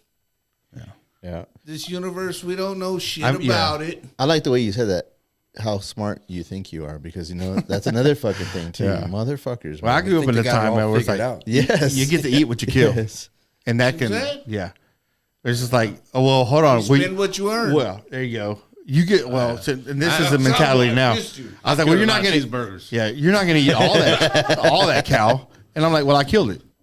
I killed that. It's my fucking cow. Are you gonna eat all that deer? Yeah, I killed it. I am. Unless you want to buy something. Yeah. Hey, ass, gas, or grass, nothing's free. That's right. That's right. And my tank's all full, baby. There you go. Bang, bang. Ooh, I like that. Shit. Man, I like it, man. Thank you all very much for coming on, man. This is fucking badass. I had a good fucking In case it doesn't feel like it, we went 2.5 hours. Holy fuck. I was sick. I'm hungry. That was super tight. I'm hungry. But that was nothing. I feel like I can go 2.5 more hours. You can go 2 more. Yeah. You know, and it's happened like that. We've actually had one go 5 hours. But it went by like that, though, and we didn't even fucking realize I think we went to like 2 bottles and I don't know how many beers, but I bet it got wild. we drank a lot. yeah, it was good, man. We drank a lot, yeah. But it's kind of one of those, we kind of knew him because we had him on the podcast before, you know? So dude, I just love how just organic it gets. Like if we ever have you guys back on, you're like, you already know. Yeah, you already know how it is. I would love to come back. I'd like to just bring man. You should talk to my brother Aubrey too. He's We'll bring y'all built for back. this shit. Yeah, we'll bring y'all back. He loves to do this stuff, and Okay. he's a character and a half. So he's definitely somebody you want to talk to. I'm looking at your guest list now of all the people you got coming. So you got Ronnie Cajas coming, and he's tight. Yeah, he's been on before, man. He's been on before, yeah. Check it out. I grew up with his brother Jesse, and I tattooed his other brother Chris too. But I didn't know about Ronnie, right? And I met Ronnie when I was in the Air Force in Okinawa. Oh, fuck. That's That's wild. We were at a restaurant called Capital Steakhouse, and he rolled up on me and my group, and he's all like, "Hey, I'm Ronnie Cajas. I'm in the Army," and he was stationed at another base down the way, and he said he was like head of the Mexican American club there, and he was bringing I think it was Tigres del Norte to Okinawa.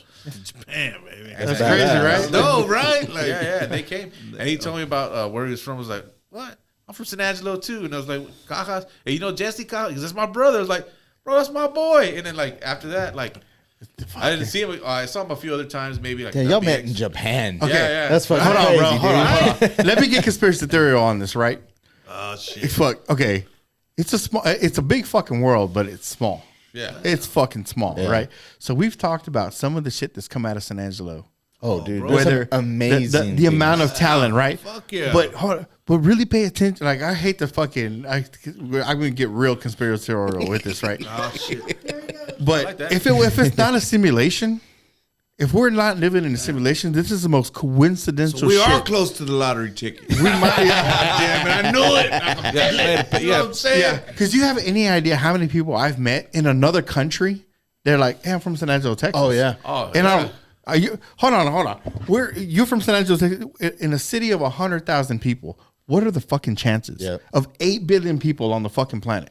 And you meet somebody else from San The Angelo. amount of like the connections Well, where it's like, statistically speaking, it would be actually Break it down. I thought you were going to give it to us. I thought it was going to blow my mind. I can't do the fucking cut. But I mean, really, you think about it.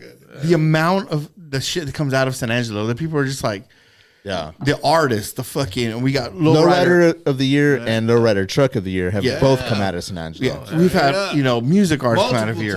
Multiple times. Yeah, they both all went 3 times, Yeah. man, right? Yeah. Yeah, both of them went. That's badass. Yeah. Like, Yeah, what? That's 3P, unheard of. That's unheard of. Yeah. The shit that's come out of here, like we're literally, we're chilling in a fucking building, right? We're a diamond in the rough, baby. San Angelo, That's Exactly. right. Exactly.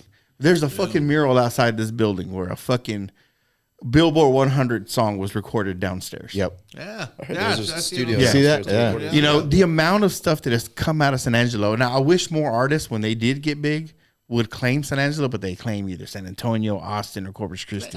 Because that's what what they're it gonna. up, bro. you Yeah, know? and I'm like, man, we know where you're from. I know that you're from San Angelo. Who you referring to? We My grew up neighbor. together, huh? What are you referring to? Like a Paula Deanda, right? Oh, okay. Yeah, you're from San Angelo. Yeah. Claim it. Claim you're from San Angelo. Like you said, there's a diamond in the rough that happens here. I don't know what it is about San Angelo. It's special. People talk shit where it's like, oh man, San Angelo ain't shit. And I'm like, I hear no. that and I get mad. Yeah. I'm like, man, I fucking love it. I'm born and Exactly. raised in San Antonio. I moved here when I was 13 years old. Uh-huh. I went to Glenn. I went to Central. I went to Edison. That's right, baby. That's right. I went to all the schools everybody else went to Grips here. and tie, dog. And You gotta I have no beef it up, no homie. cousins here. Like just, that bullying just my thing. You gotta my say shit immediate with some family, my huevos, parents, my brother, and that's it. And then through my wife, I'm related to everybody. Yeah. She's related to everybody in this town. I swear to God. Her cousin is his Straight up. cousin. Hold up. God Not like damn. that, but hold up. Fuck, I don't know. Eric- Every time we talk about She got that, a new like cousin go that back pops and up. forth, be like, you with who? Everybody's Oh, shit, related to so what's everybody. up? Like, Yeah. it's- But I love this place, man. Oh, I love yeah. San Angelo, Texas. I've traveled everywhere in the world, and I get to meet people that are either from here or know somebody from here. Yeah. Or a lot of people that don't even know where the hell this place is, but they heard about the West Texas Tattoo Convention. And I like going, and I live fast somewhere else, and I come over to slow San Angelo, and I'm happy. yeah. And I love the people here. I love even the fucking cheese mess and the chismosos that are out here. That I fucking love you they guys got nothing too. better Yeah, to do. you gotta love all of them. That's Hell my yeah, entertainment homie. right there. You know what I mean? Straight up. What's on today's novela? Yeah, man. I've been checking it every day. You check the fucking inmate roster, like who fucked up? yeah. Yeah. You know what I mean? Like I went to school with that guy. Hell yeah. It's fucking sick. It is, It's man. fucking sick. There's only 100, 120. I don't even know how many fucking people here. I'd say 120. Enough. There's enough people here that you know most of them, or they know you. Yeah. We used to buy the same joints. San Angelo is Exactly, small 3 enough for $5. that you can probably see the same person twice or more. Because there's some towns you might see a person once and never see that person again. It's time for You these know? fools, man. Have some fucking pride, man. From where you're at, Fuck represent, yeah, bro. man. I It's represent for crazy. you. Like for those that have, I don't know, those are people that haven't traveled. I've traveled. Like we've traveled. Yeah. When you come back, it's a fucking. It's the a most nestled beautiful nest. thing. Exactly, Yeah. dude. When you get back into San Angelo, everything's slow. Yeah. Like traffic just goes like, huh. I hear people talk Look, shit, when I and I'm hit the like, loop, change your I'm like, environment, bro. 15 minutes anywhere in town, baby. Yeah, it's not the city. It's Get everywhere in you. 15 You got the minutes. problem. Shit, man. That's right. That's right. I represent for San Angelo. Yeah, Oh, those fuck people yeah. don't I don't belong go here. stand anywhere in this world. I'm You're like, right. I'm from San Angelo, Texas. Fuck y'all. Hell yeah, that's what we need. Because people are like, no matter where you go, they don't like. What do they say? People from Texas. If you are caught in Japan, you're caught in India and stuff like that. No one says, I'm from the United States. Nah. I'm from Texas. I'm from Texas. Texas. I always right. say I'm from And Texas. And everybody knows. Fuck, Everybody yeah. fucking knows where Texas is. That's That's right. the old joke. What they say? How do you know when somebody from Texas is around? Because they guy down tell you. Like a vegan. Yeah. Like, Just wait 5 minutes. wait 5 minutes. They'll tell you. Fuck yeah. This is the best fucking place on the planet, man. Hell yeah, it is. I love this place. I love this place. Wouldn't And wanna I'll- be nowhere I'll be here else. till I die. So Me too. That's what's up. yeah, fuck yeah. But man, guys, thanks again for coming on. Before we stop, y'all got the West Texas Tattoo Convention coming up. Yeah, When? y'all gonna air this after that. That happens though. It's gonna happen. We can, but we can put something out on Facebook or something before then. clip. though. Like we put out a clip. I can send you a clip or tag you in something. You just say it right now. Just say it right now. Shout it Oh, out man. right now. Hey, I hope everybody in San Angelo comes out to the West Texas Tattoo Convention. It starts this Friday, February 21st at 10 or at 2 p.m. 2 to 10 on Friday, 11 to 11 on Saturday, and 11 to 8 on Sunday. I hope to see everybody there. 16th annual West Texas Tattoo Convention, bringing you over 150 of the world's greatest fucking artists in the tattoo industry will be here. Be there or get your ass left behind like a sucker. Ooh, that's Yeah, right. there you go. Steve. I That's like right. that. I like that. Let's fucking go. Julian? Man, yeah, show up. It's the best. It's the best time. It's the best opportunity. The quality, the people, the environment, just everything about it. It's something special. And if you haven't gone, it's time for you to check it out. Mark your calendars. Let everybody know you got plans this weekend. Bring all your friends, family, and even your haters. Bring everybody. Hell yeah. Bring them. Fuck yeah, man. That And was if great. you don't like it, we're gonna have a tattoo face off, homie. A tattoo fight. Everybody's Fuck like, yeah, fool. We're gonna fucking get it in, bare knuckle, however you want it. If you don't like it, come with it. There's a dumpster out by the back. There- It ain't there no you thing. go. We can sign it up. Loser gets tattooed by the winner. Hell yeah. And if you don't like that, I'm at 227 South Chapel. There can you come go. there too. Fuck. All right. So we got brave. I like that. Let's go. I love it. challenge. Shit, guys. Thank you for listening. Check us out on Spotify and Spotify and YouTube, baby. YouTube. And shit, we'll see you on the next one, man. What it do, baby? What it do? What a dope.